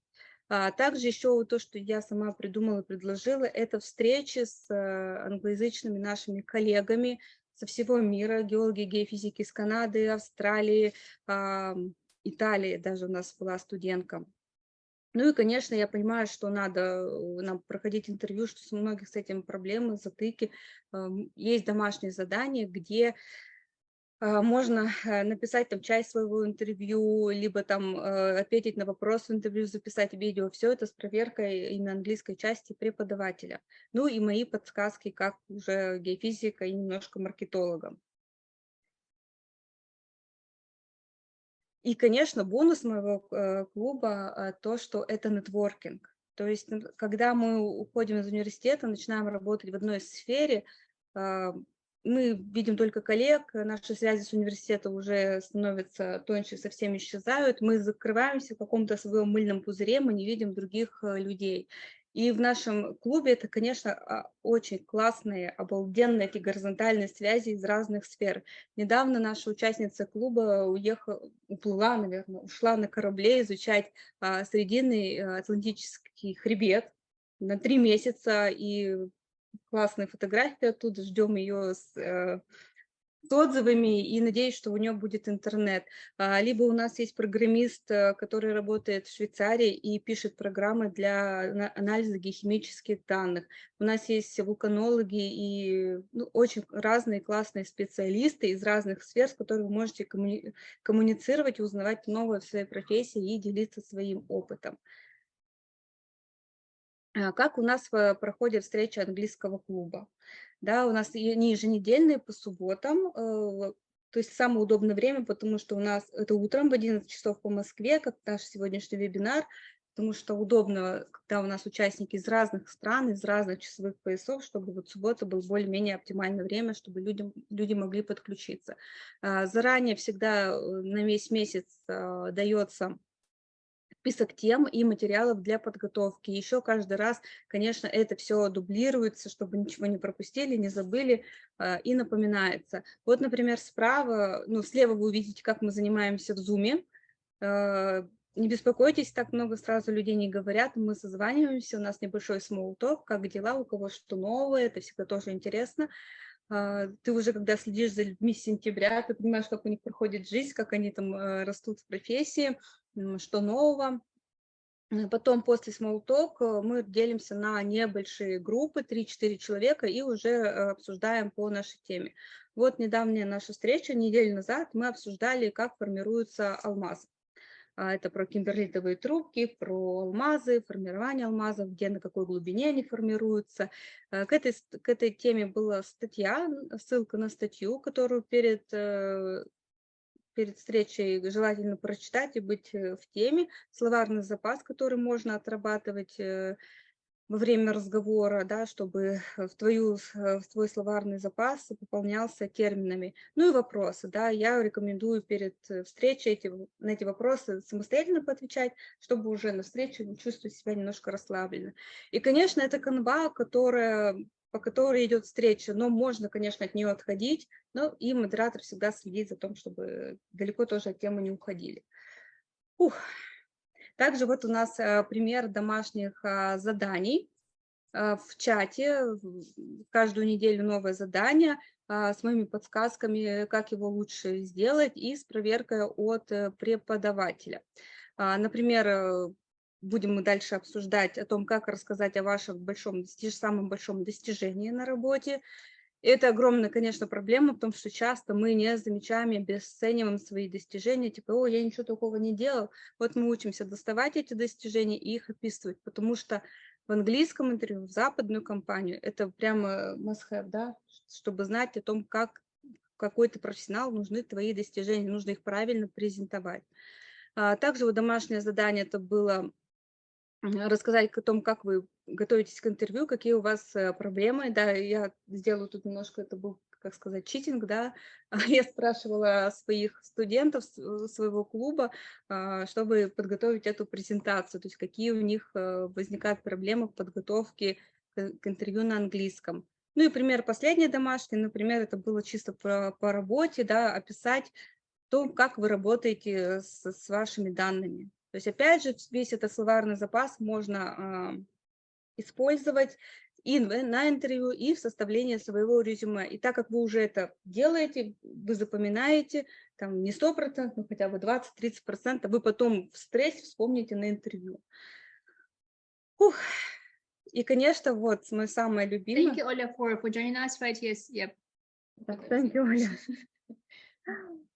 И, конечно, это задумка о том, что можно встречаться с гостями, с теми, кто уже работает в западных компаниях, англоязычных, с которыми можно за нетворкинг пообщаться, задать им, то есть встреча проходит вопрос-ответ, то есть можно узнать какие-то особенности, как люди работают там, в Канаде, в Швейцарии, в других любых городах, да, с ее какие там особенности, какие сложности. Вот, например, у нас была встреча с Мариной, она карьерный коуч, прямо она по шагам рассказывала о том, как заполнить свой профиль LinkedIn. И это все наши встречи, они есть в записи. Или была вот встреча с Наилем, он геохимик в Оттаве, и он рассказывал о плюсах и минусах работать в государственной компании Канады. То есть все прямо вот изнутри. То есть человеку можно потом написать и спросить, а как, там, не знаю, пойти по иммиграционной программе или еще что-то. Встреча с сыном-минералогом, она в музее работает в Оттаве. Тоже было очень интересно для меня понять, что музей — это не только выставки, а еще какие-то внутренние идут там процессы. Антон Кутарев, он рассказывал о том, как он вулканолог, работал долгое время на Камчатке, а потом получил грант и переехал на стажировку в США, и он рассказывал, что это все возможно, и как это можно сделать. Дина рассказывала о программировании геологии. Также у нас еще была встреча со студенткой из Италии. Это было просто amazing, потому что просто amazing, я какая-то fabulous, да, там из этого ролика.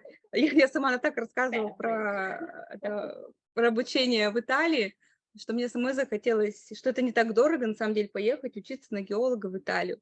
Ну и, конечно, самая наша первая была встреча, это аэрогеофизик из Канады, тоже рассказывал про свою работу, находясь тогда в Японии. Ну, то есть просто, мне кажется, надо вступить в клуб, чтобы иметь возможность встречаться с такими людьми и нарабатывать связи, нетворкинг.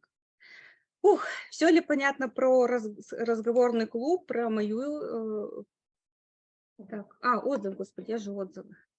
Тоже не буду вас путать отзывами, потому что после каждой встречи нашего клуба я всегда прошу людей дать фидбэк, самый живой, самый, иногда там есть, по-моему, вот одна там двоечка была, или то есть самый правдивый, то есть вы здесь можете увидеть то, что 80% это всегда десятки, и я всегда внимательно слежу за фидбэком, чтобы исправлять или что-то корректировать в моменты.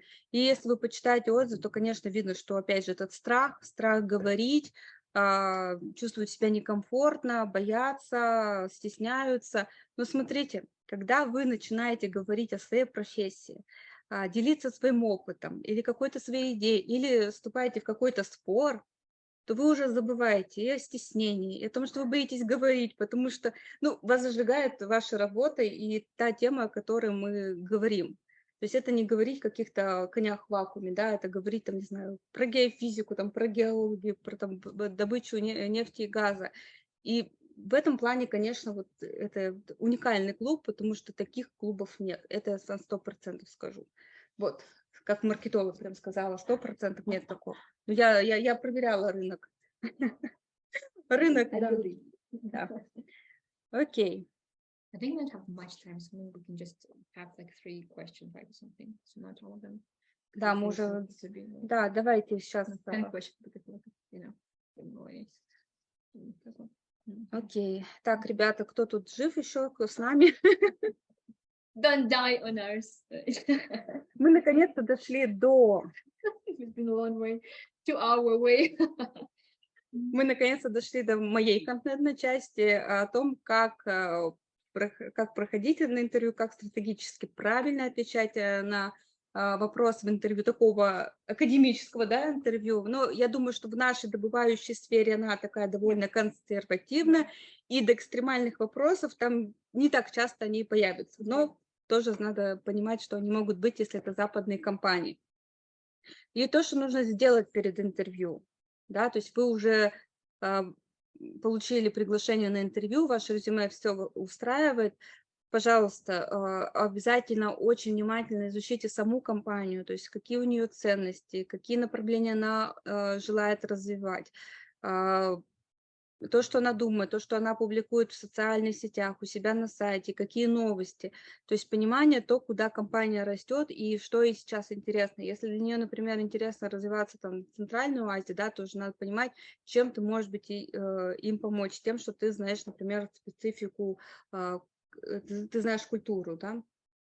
А также обязательно изучите вакансию.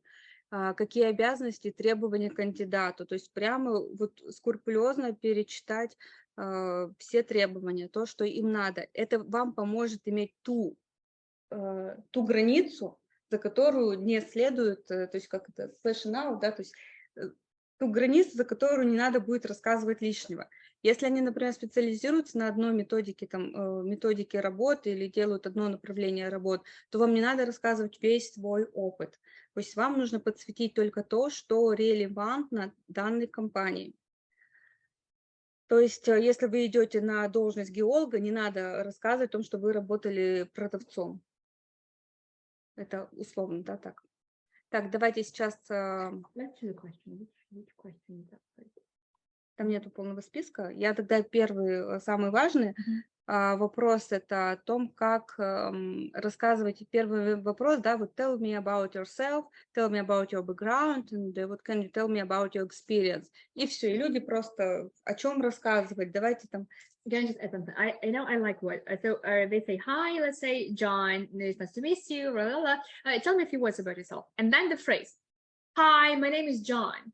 They're like, why are you saying the same? Like, why are you saying your name has just been, you know, like you were there? So this is a lot of unnecessary things people say about themselves. This is why preparation and prepping and knowing exactly what you're gonna say to this very easy question, like what can you tell me about yourself? You gotta be prepared. You know what to say precisely. Yes, my name is сейчас привычка, да, да, тут я рекомендую, конечно, понимая о том, что нужно компании, что им требуется, именно посвящать своей профессии, своему карьерному пути то, что нужно этой компании. Вот. И структура этого ответа – это рассказать о том, что вы занимаетесь в настоящем, да, какую вы сейчас должность занимаетесь, или вы сейчас в поиске работы и вы учитесь. Дальше рассказать немного о своем прошлом, то есть какой опыт вы имеете, и потом уже рассказать о своем будущем, о том, как вы планируете развиваться. Конечно, как вы планируете развиваться, должно соответствовать той должности, на которую вы хотите пойти. И тут вы можете мне сказать, блин, Маша, что мы должны выдумывать, там, сочинять, чтобы там подходить к этой должности. Нет, я советую, что лучше вообще не лгать, говорить ту правду, которая у вас есть. Просто в том, я имею в виду, в том, что когда вы говорите подходящее то, что нужно интервьюеру, мы имеем нашу большую жизнь, да, и у нас есть очень много опыта. Мы и там работали, и здесь работали. У нас есть какие-то хобби, у нас есть какие-то встречи, у нас есть какие-то интересные моменты. И надо просто, придя на определенное интервью, подсветить то, что здесь важно и актуально. То есть не надо вываливать всю свою жизнь, начиная там с университета и как вы выигрывали на олимпиадах в школе. Нет, мы только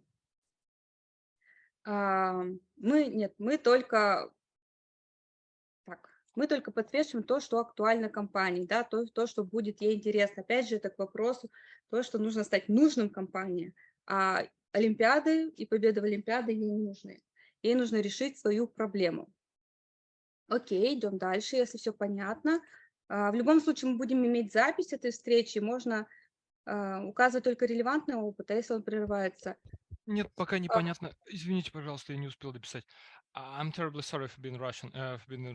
Okay, if my experience, it divides into different parts. Well, first of all, I worked in well testing. After that, I worked in production, and then I tried myself in drilling. And after that, I returned to production. So I've got 1.5 years of experience. Well, somewhere in between production and production engineering. I've been working shifts in drilling. Should I hide my experience in drilling? Ну, здесь бы я рекомендовала, что оно не совсем уж продакшн же тоже с нефтью и газом, да, связано. То есть оно не сильно прямо выбивается. То есть вы не ушли работать там продавцом там, или совсем другую сферу, финансистом или маркетологом. То есть все равно вы работали в одной сфере. What I would say, I'd say, first of all, put yourself in their company's shoe. How could they use this drilling experience or whatever experience that you're talking about? So if you tell them that you have this experience, indicate that it is useful for the company because like it's your task to find that. So because I've learned this, maybe this kind of skill or something, not even like, even if it's not experience, but the skill, I learned this skill, which I can apply right now at this very job. Do you see? So you gotta not just give them the facts. It's like a presentation. You need to explain why these facts are good and why they can use that and how they can use that. Again, think of them as if it's you who are hiring yourself. Yeah. I hope I made sense. Да, они могут спросить, почему вы решили уйти, там, да, то есть там точно не отвечать, потому что мне надоело этот продакшн, хочу туда пойти в бурение. То есть здесь надо подумать, то, что вы там хотели раскрыть какие-то скиллы именно вот в этой части, то есть узнать, например, стать более прокачанным именно в технической части, чтобы лучше быть на этой должности. То есть здесь надо просто подумать, как это лучше предоставить. Yeah, about the relevant experience, not if it's, yeah. I had an answer, I lost it. Give me a second. Ну, я думаю, что здесь прямо сильно не отличается. As I was saying, show what you want to show. So you do not have to say something which you don't want them to know. It depends on the presentation. So if you look at number 6, you can say that's 6 and 9. So what way they want to see that number. Show again what you want them to see. That's all. Like, you know, put yourself in their shoe and try to figure this out. Yeah. Okay, thanks. Окей, идем дальше. Второй вопрос, это, конечно, самый. Здесь можете просто заскринить, да, то есть ваши сильные стороны. Единственное, как маркетолог и геофизик, как маркетолог, я скажу, что добавляйте сюда какие-то факты, которые могут эти прилагатели доказать. То есть, если вы говорите, что вы успешны, покажите ваши успешные факты. Если вы говорите там о порядочности, почему вы порядочны, по каким фактам вы так считаете, или какие-то примеры. Вот. I could add numbers. Like, again, if you were experienced or successful in that, I'm successful. I used to work for this company and I did this to the company. Are 20% of sales, you know, boost or something. So you gotta say the more numbers you say, the better. A quarter, a third of something. So that's clearer. It's clearer than just you know, words. Да, ну, вначале надо, конечно, научиться замечать свои достижения и оцифровывать. We are not psychologists, right? We are just, you know, like, Okay, да. get therapy, guys.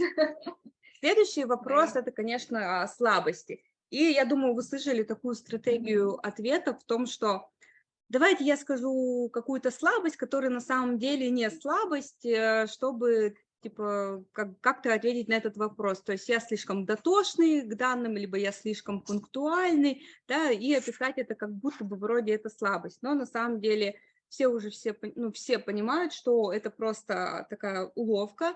На самом деле вы должны на самом деле рассказать слабость, которая действительно ваша слабость, но единственный тут трюк, пусть эта слабость не относится прямо к вашим обязанностям на будущей работе. Например, когда я проходила интервью на английском, моя слабость, конечно, я понимаю, что это английский язык. Если бы я сказала, ну вот, у меня проблемы с изучением английского языка, я никак там не могу перейти там на следующий уровень или там хорошо коммуницировать. И я интервьюируюсь на вакансию в англоязычной стране, конечно, мне скажут, а зачем нам такой человек, у которого такая слабость. Я здесь решила сказать по-другому. Я сказала, у меня все замечательно с языком, я его повышаю, его уровень, занимаюсь английским, но вот у меня слабость в том, что у меня не очень хорошее произношение, меня часто не понимают люди, когда я говорю с русским акцентом. И здесь самое важное сказать, да, что вы признаете эту слабость, и вы с ней пытаетесь справиться. То есть стратегия ответа в том, что вы признаете, что есть слабость, то, что вы ее побороли. И я этим сказала, что я записалась на курс по произношению, и теперь уже говорю более понятно. Опять же, можно сказать, слабость вы не... Если вы идете на работу, где, например, не важны так дедлайны, да, там не стоит в требованиях, то есть можно, например, сказать, ну вот я часто нарушал дедлайн, это была моя слабость, но я взял курс тайм-менеджменту, и теперь у меня нет таких проблем. То есть обязательно в вашей речи должно быть, что у вас есть или была слабость, как вы с ней работали или продолжаете работать, и как вы с ней справились. Can I just add something? Avoid the word try. Not I'm trying to work with this, or I'm trying to be better, but I am working with this. I am better. I am, or I have become this. Because try is not the best word. So not I'm trying to work on this. I am working on that. So your language assertive in a sort of way, in a confident way. They show that you are. I'm strong. Yes, I admit my weakness and I'm working this. Exactly. Yes, and конечно, чтобы подготовить такие вопросы, нужно брать мини-курс для подготовки к интервью, потому что, да, вот такие вот даже словосочетания, где на русском вроде звучит ок, на самом деле на английском не очень ок. У меня тогда был интермедиат, поэтому я выживала на этом интервью. Вот. То есть, да, делайте скриншоты, чтобы... И я еще рекомендую не просто так вот прочитать и забыть, именно перед интервью привести несколько фактов, немножко отрепетировать, понимать, что вы будете отвечать на этот вопрос, чтобы по состоянии стресса вы легко могли вспомнить и рассказать об этом, если у вас возникнет такой вопрос. Также тоже не очень приятный вопрос, о чем вы сожалеете. Да, здесь опять же надо будет признать ошибку и о ней рассказать. И опять же не надо придумывать ошибку, которая на самом деле не ошибка, на самом деле это тоже очень хорошо считывается. Не надо здесь говорить о детстве, о финансах, о проблемах в семье. Это все не касается работы. Надо говорить только о том, что касается вашей профессиональной деятельности. И здесь, конечно, лучше выбрать 2-3 каких-то ваших ошибок, каких-то сожалений, и рассказать о том, что, да, эта ошибка совершилась. И мы все понимаем, что компании не ищут идеального кандидата, у которого не было ни одной ошибки там, за всю свою профессиональную жизнь. Самое важное — найти того человека, который умеет признавать ошибки и с ними справляться. То есть вы рассказываете о своей ошибке, о том, что вы сделали, чтобы ее исправить, и каким уроком эта ошибка вам привела. Так в моем профессиональном опыте было в том, что я однажды согласилась на не очень честные данные, да, то есть у меня не было компетенции проделать одну работу в своей геофизике, но под давлением руководителя я на это согласилась. И, конечно, это был полный провал, компания понесла убытки, но сейчас я об этом спокойно говорю, потому что это история принесла мне вывод о том, что не соглашаться ни на какие сомнительные делишки, даже под давлением руководителя, и точно не делать в том, в чем нет у тебя компетенции. И опять же, здесь же вы вроде совершили ошибку, и вроде такой большой провал, но эта история даже будет ценнее, чем ваша история успеха. Вот. И также еще 2 вопроса касаемо, расскажите о вашей последней текущей работе и расскажите, почему вы уходите с этой работы. Да, тоже делайте скриншоты. Никогда не надо говорить о том, что как здесь все плохо, даже если они последние мрази, и вам не заплатили. Да, это вот прямо... Вот бывает, да, там бывает такое, и это точно. Very good people. Not very good, но... То есть постарайтесь не быть негативными, постарайтесь, опять же, это слово. Не будьте негативными, не говорите плохо ни о вашем руководителе, ни о коллегах, и о работодателе, несмотря на то, что случилось на вашей работе. Это можно поговорить со своим психологом или друзьями, или с нами на нашем разговорном клубе, или с преподавателем. Вот. На интервью об этом, конечно, не стоит говорить. Главное, надо сделать вывод, то, что вы оттуда вынесли, чему вы там научились, что там было хорошего, вы же там все-таки работали. У меня была работа на Камчатке, где как раз австралийским геофизиком, где была жуткая бюрократия, и мне приходилось с боем доставать свои деньги там, за выходные, за что-то еще, там я полностью там, чуть до суда дело не дошло, ну, было очень интересно. И если я сейчас приду на интервью, начну рассказывать, какие там были плохие отдел кадров и директоры, конечно, обо мне подумают, что я такая склочная и точно не захотят со мной работать дальше. Когда я прихожу и рассказываю о том, какой я обалденный опыт получила работая на Камчатке в команде геофизика, с австралийским геофизиком, о том, что я за один сезон узнала 3 геофизических метода, поработала там с австралийским оборудованием, прокачала свой профессиональный английский. Я об этом буду говорить. Зачем мне поднимать, опять же, подсвечивать то, что там было не самое лучшее. Вот, дальше. Почему вы уходите с этой работы? Подготовьте интервью, почему вы уходите. То есть у вас, может, иммиграционный процесс, или вы понимаете, что для этой компании вы выросли. Не знаю, это позитивно, не позитивно. I would say it's quite all right to say that I've taken as much as I could, and I feel that that I'm ready for a new challenge. I'm not saying anything negative again, right? Yes, that I am really grateful for the company. I've been working there this like, a few years, and I've already done this, but I feel that I want and I'm ready, for something more challenging and exciting. So yeah. Да, да, то есть, да, подготовьте причину, чтобы можно было ответить на этот вопрос, не жалуясь, не быть негативным. Вот также тоже вопрос, как рассказать про свое большое профессиональное достижение. Это тоже делайте скрин. Опять же, у вас должен быть такой список ваших достижений, который он и в резюме используется вместо обязанностей, и также подготавливается и для интервью. То есть, что вы сделали на работе такого, что можно записать в ваши достижения. И, конечно, подготовьте рассказ о том, что какая ситуация была, в которой вы находились, когда начали работать над этой задачей, какая это была задача, что вы предприняли, и самое важное, какой вы результат получили. You can think actually as before and after, like as bullet points, like before it was this, and after I came, I did this, and we have this results. Like when you really write this down as like points, not just like in lots of words, but points. Before we had this sales or this conditions, and then I came and we had the other things which are better. It's much more clear. It's clearer to understand and to perceive this information. So yeah, it's for yourself as well. Да, сначала определите для себя, прописать и рассказать, используя вот эту вот структуру.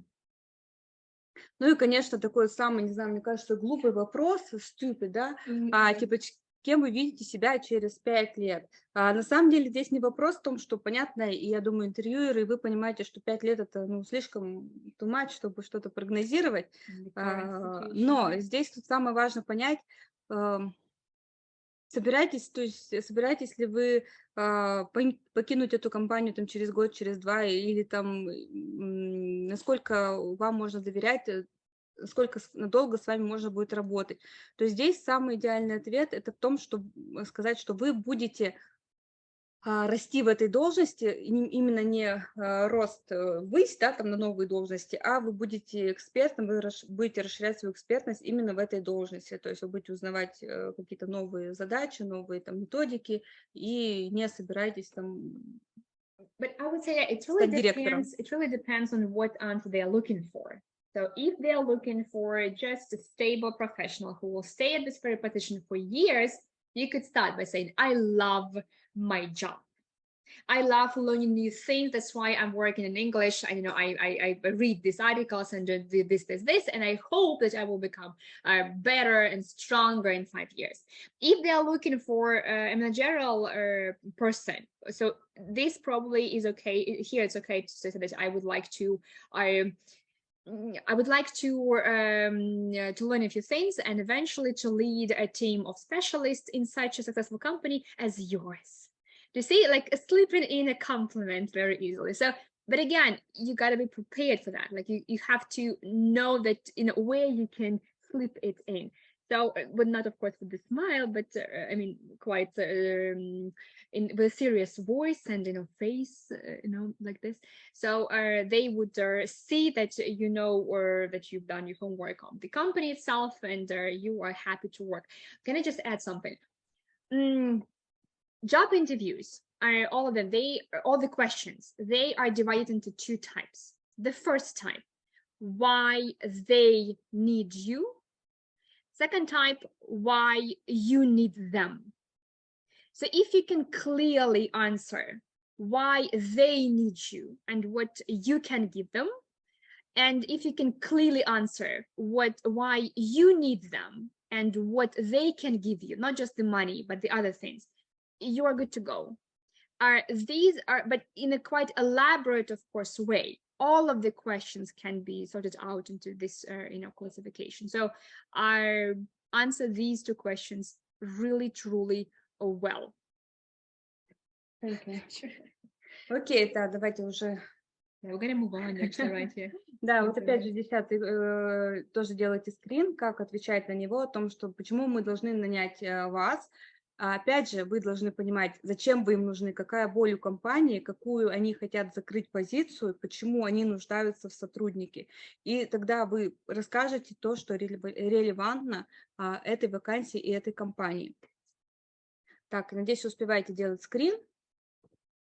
Ну и, конечно, самый наш нелюбимый этот вопрос о зарплате. Здесь я, конечно, скажу одну подсказку: не называть сумму первым. Либо знать, если вас настоятельно требуют вилку или зарплату, вы должны изучить рынок перед интервью и понимать, сколько стоит, сколько получают сотрудники на вашей должности, плюс-минус, то есть и ответить вежливо то, что я планирую, чтобы эта зарплата была в этих рамках. Но пусть работодатель называет зарплату первым. И еще тоже вы должны понимать, какая зарплата для вас приемлема, чтобы не соглашаться, например, на очень низкую оплату труда. It's like a role in negotiations. Like the person will, of course, they will offer you this amount of money, right? And you want to like this amount of money. So you're gonna kind of have meet in the middle, right? And find a compromise. So first person who states the amount kind of loses. So yeah, you're right about that. Я бы даже сказала, что иногда сотрудник и не просит, высокой зарплаты, да, он часто даже занижает свою стоимость, а работодатель только этому рад. У меня вот недавно был случай, я искала журналиста, я готова была платить там и 10, и 15 тысяч за статью, а журналист говорит, ну, за 2000 нормально? Я такая, ну, конечно, нормально. Хотя действительно... We have some, how to better answer a question about the motivation except money. Of course, chat book. I'm not sure about the chat book. Будет запись, поэтому вам разошлют запись, можно будет, да. About motivation. Should I take the question? How to better answer a question about the motivation. Вы мотивированы. If you truly love what you do, that's actually quite obvious. Like if you're passionate, like I'm not sure, you guys have different professions, right? You're passionate in this, you love looking this. If you are telling that you are, I really find that there are not many specialists in this field, and I want to become one of the best. I want to show them how it should be done, right? That's pretty much enough. They say, who said that? Some other clever person said that if you find a job that you love, you don't have to work ever in your life. It's paraphrasing. But yeah, if you claim that what you do is something that you love, that's all the motivation. They say that a happy person is a person who comes to work like excitedly and goes back home also kind of in a happy way. So yeah, saying that you love your job, if it's of course true, I believe that's a good what is it, motivation. Да, я иногда проходила интервью, где не особо была заинтересована в этой работе, и по мне прямо было видно, что я не замотивирована. Да, вот получить эту даже работу, я пришла здесь просто для галочки какой-то. Ну, конечно, уже и другой вопрос, и перегорание или усталость от своей работы. Тут уже это как бы сложно быть мотивированным, даже если ты любишь свою работу, если ты просто устал. Takes some time off. In my experience, right, or 2 months of holiday or somewhere in Greece can help you actually, right, reboot your system and find your motivation back. Да, это другой, конечно, вопрос, work balance и не перегорать на своей работе. Окей, я, кажется, закончила свою контентную часть, и мы переходим right. Ценам. We guys, should I say? We have 3 packages, right? The first package, if I just close this one, okay. The first package includes just speaking club for geologists, which Maria leads. It's every week. You could see, but you should talk about it. Да, если вы выбираете просто быть в клубе геологов, геофизиков, геологов и so on, вы можете к нам присоединиться. Это 4 встречи в месяц. Мы с 1 мая уже с понедельника начинаем занятия. Это в месяц будет 2 приглашенных гостя, с которым можно пообщаться, познакомиться, узнать особенности его профессии и жизни в другой стране. И также 4 домашних задания, которые мы как раз и будем, например, разбирать вот эти вопросы из интервью или подготовку резюме. Вот. Если вы хотите дальше повышать свой уровень языка, готовиться к интервью, да, Study, дальше. yeah, okay, English. So if you want to study English, including, right, it could be, not could be, it will be mini groups of 6 people, up to 6 people. You study twice a week, plus, again, see, it's like English for geologists, like you have a speaking club with Maria and 2 lessons of education, pretty much, where you are not just talk, but you talk on a particular topic, of course, geology, and with some grammar included, maybe some pronunciation things. So it's all involved. There are different, of course, courses. There are different types of that. Like could be general English, or could be business English, could be specifically English for geologists. So that's actually negotiable and discussable already individually. As I've mentioned, it's twice a week. So the second package includes education twice a week and Maria's speaking club. And the golden package For geologists. with gold And diamonds. and diamonds. Oh, yes. And silver and oil and gas. Yes. Petroleum. Right. It includes it all. It has the speaking club. It has their education of twice a week and a movie club. And about the movie club, we will tell you in a bit. Just right now, the prices are right. Yeah, the prices are right there. 3,000 for just Maria's, 5,500 or 5,500. It says from, because if you have 6 people, so there's a fixed price. And you break it into number of people. So if you have 6 people, which is the top, which we form, of course, according to the level, this price is broken into all the amount of people, and you have the final say. Again, this is a month, right? Last package includes the movie club, so you're gonna have like 4 lessons a week. It's like, oh my god, It's a hard English. Right? Speaking club, movie club, and 2 educational classes. That's quite a lot, but oh my god, it's gonna be so effective. Yeah, like 1 month, like, and you're like a queen, you know. Я помню, что участники моего клуба хотели такой вот клуб, чтобы обсуждать фильмы. Здесь можно это еще и английский учить. Yeah, the question Okay.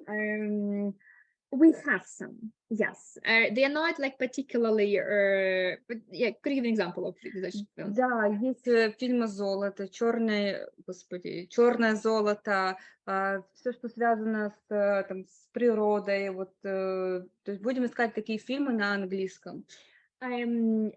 Honestly, in my school, we have just speaking a movie club, Deepwater Horizon. Oh, Horizon. We have a movie club which is not for geologists, so you can of course feel free to join without geological topic, but probably it is more useful for you if you watch particularly the film on geology, so because you could also learn a few expressions here or there. Let me tell you a few words about the movie club. Just Oh, so interesting. Just yeah. Really quickly, because guys, it's been like so long, but so chatty. Masha, so chatty. A movie club. What's a movie club? A movie club is when you take one movie. American English is movie, film is British. We break it into 4 different parts. Each part goes with a so-called workbook. This workbook includes some vocabulary exercise online, some questions to discuss to prepare basically for debate, maybe some grammar things, or like I would say modern slang grammar construction that you need to pay attention to. You work with this and you watch this part of the film extract at home, then you come once a week, 90 minutes of debates and discussions in groups, in pairs, in the other pairs, in mini groups, like saying, he was wrong, he shouldn't have done that, like, I don't agree with him, trying to prove your point of view. Why this is, in my opinion, one of the best way to improve your English. it's real English. This is not the English which you read in Cambridge books, or in some other, in Shakespeare or whatever.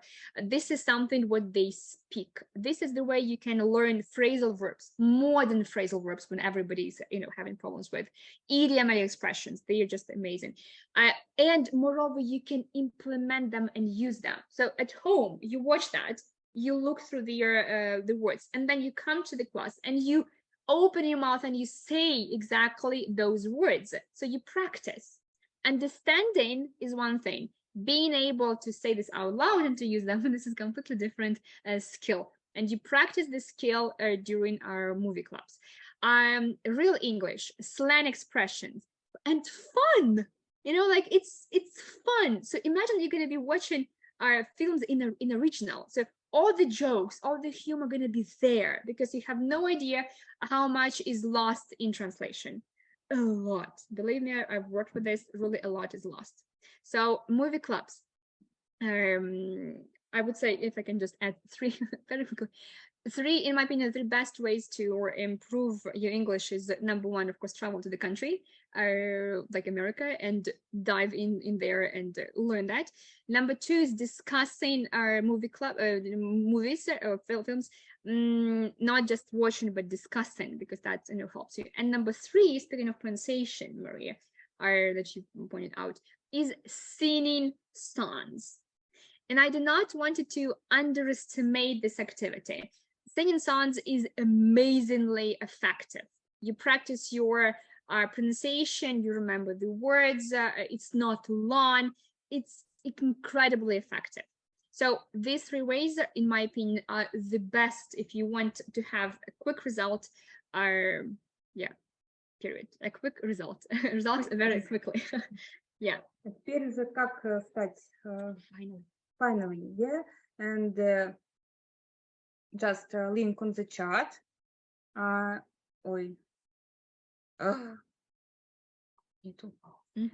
Окей. Здесь вы можете сделать скриншот, вы можете написать лично мне, да, и да, сегодня еще спецпредложение, что сегодня и завтра стоим клуб Speaking Club для геологов можно купить вместо 3000 за 2000 рублей. Напишите мне, перейдите по QR-коду или найдите меня в Telegram Маруси Парма, это очень легко. Я вам отправлю все реквизиты для оплаты. Оплатить можно из России, из Казахстана, с любой другой стороны. И начнем уже заниматься с понедельника. Если вы, я советую, да, и также начать заниматься и в мини-группах, и со Speaking Club, напишите, пожалуйста, Марине. Марина, расскажи, что там будет, когда тебе напишут. My Instagram directly, this is Instagram of the school, info English Dive In, it's AD, English Dive In. The manager will answer right there. This is, well, if you text today or tomorrow, it will allow you to get a free consultation with me personally. Yes, with me personally.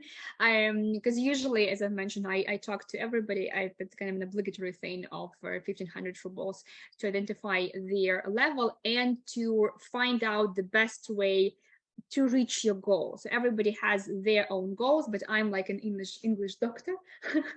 I can help you find your particular way, and believe me, I have, maybe you remember, 13 years of experience working with adults and helping them improve and climb the career ladder.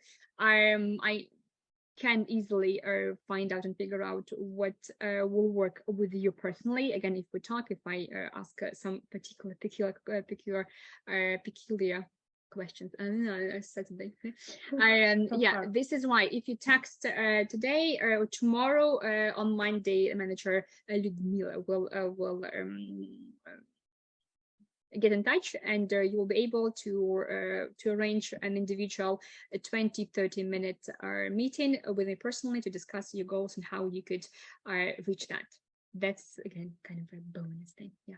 Да, но я думаю, индивидуально это еще и учиться в группах, чтобы For sure. Like to figure out like what works for you, so we could later on, yes, set you up with the groups, right? Yes, we'll offer you this or that or that, to find out which group you could fit, right? Here, the level wise, generally. I also honestly give lots of tips that could help you reach the goal that you have in English, just like that, like even, like with yourself, without any kind of, it's not maybe a nice of marketing, but still I love when people have results. So that's the mission which I have, for people to start speaking English and to actually get somewhere. That is all. Ask us questions.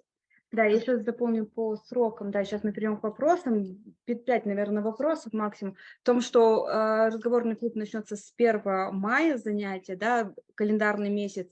А Марина будет укомплектовывать группы, это до середины мая. И с середины мая, с 15 мая начнутся занятия. И вы можете как раз вот эти 2 недели попробовать тестовые, то есть оплатить не полный месяц, то есть чтобы с июня начать уже полноценно записаться. We will tell you that, yeah, Да. when we tell. Да, вы договоритесь, потому что, да, чтобы не путаться. И пишите. Guys, let's take questions, because it's been a really long. I'm surprised that you guys are still here, because it's been so long, 2.5 hours. It's like, oh my god. Anybody, questions? Excuse me for being so maybe chatty, just as you, Marina, today. Nevertheless, please tell me more about interview about speaking of motivation. It's not really the best idea just to talk about money, the amount of money that you earn, but what else could be appropriate to discuss with this with your future boss? Как вообще сказать работодатель? Господи, по-английски. Employer. Точно, спасибо. Yeah, how to discuss with your future employer, well, your way of learning, the motivation, and to ask him how can I also grow in a company. Whose motivation? Your motivation at work? Of course, my motivation. I believe I have already told you about their loving what you do. Like, if you truly love what you do, you must have some sort of drive in this case. By drive, I mean this internal power that drives you. No. I mean not the drive. I mean, what extra points, except money, should I discuss? Maybe some sort of conferences, ability to visit conferences, ability to write articles, and the company will help me to make some publications. What should I'm not sure you're talking about here about your motivation, like how company will help you stay motivated. Is that the question? Давайте я скажу по-русски. Короче, просто обсуждать деньги, это во-первых, это не очень интересно уже, когда ты, то есть меня устраивает зарплата здесь. Хорошо, да, вы мне даете зарплату. Что еще вы можете мне такого хорошего дать? Может быть, у вас есть возможности там для стажировок, может быть, вы учите, в смысле, вы можете мне организовать обучение на какую-нибудь профессиональную сертификацию международную. Вот такие моменты. Какие еще есть? Я просто, чтобы записал, чтобы правильно сформулировал вопросы. Это и работодателю будет интересно. То есть послушать чувака, которого не только деньги интересуют. И мне будет интересно, потому что, я не такой уж, как сказать, я еще молодой, поэтому, то есть, не очень приземленно мыслю, то есть, тупо деньгами. Вот что еще? Sure. So you would ask about benefits. You would say what kind of benefits or perks, we get to them in American English. Yes. What benefits or perks your company offers. That's all. I can't answer because it of course depends on the company. Many companies, by the way, offer English as a perk. As perks. Like English license. And I used to work, and we do have corporate clients as well. Where we as a school. English. I'm not interested in learning English again and again. I've studied it for 11 years, and I'm exhausted. I'm full of it. What else? Okay. What do you want? I feel as if you have the answer and you want me to say this out loud. Что еще спросить? Ну, типа, какие бонусы вообще, в принципе, может дать работодатель? Марин, может быть, даже не к вам. Маш, по вашему опыту, вот как инженера, как профессионала, что вообще компания может такого прикольного предложить, кроме бабок, кроме денег? Извините, пожалуйста. It depends on the company. Да, это карьерный рост.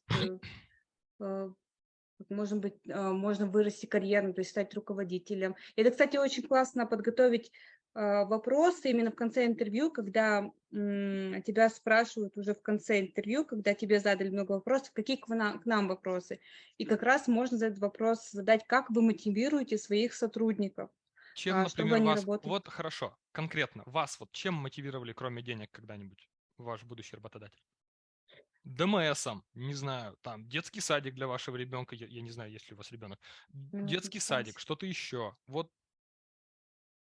Guys, we just resolved this. We have 5 minutes left.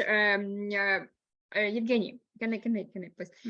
That really depends on you, how you want to be motivated. What do you want? You can't just expect people to guess and your wishes.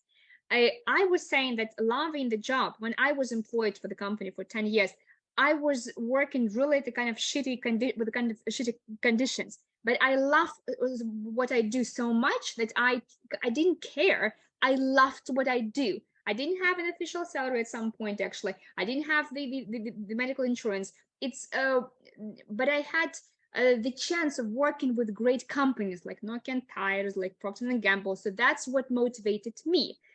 I honestly, I would love to debate you that motivation is not the external thing. This is internal, and nobody can be motivated if they don't want to be motivated. And I would love to discuss it. So it's a philosophy. It's a really philosophical. Absolutely, but it is so true. And I would, text me. We will talk to you on that. Okay. I'll text you teaminfo@. Yep. Sure. It's this cool, but I will find your message if you text me. What about? Ask more questions, guys. We have a few minutes left. The last question, yeah. 3 minutes left. Come on, there's no questions. This is so more. Ask us anything. Тогда. А не планируется ли у вас, например, не только с геологами, а с теми же буровиками, с добычниками, то есть drilling production, well testing, там, например, reservoir engineer? Planning of doing what? Ну, лексика у вас есть там какая-то специальная вокабулярная? Да, я до этого говорила то, что у нас нет, то, что геологов-то просто было название, да, то есть у нас в клубе есть разные специальности, то есть понятно, что если мы обсуждаем реверсивное бурение, что в любом случае мы все с этими терминами сталкиваемся, мы не изучаем очень узко, мы берем достаточно широкие темы, но связаны с добывающей промышленностью. Если ваша специальность связана с добывающей промышленностью, это к нам в клуб. Guys, I think we should say goodbye. Right. Okay. Yes, you have some link and you can. Thank you so much for discussion. I really enjoyed it. I hope that you did too. Text, we will keep on talking. The person who was was born in Shripo also texted me. I was like saying like hello. It's like Shripo was like so tiny, like really like kind of tiny tone. Thank you so much for being with us. Right, we wish you the best weekend ever. We'll stay in touch. See you. Спасибо, что присоединились в этот субботний день и провели его с нами. Это было очень полезно. Мне тоже. Я прямо слушала и проникалась. Thank you, guys. Right, yes. We'll keep in touch. Goodbye. Bye-bye. Goodbye.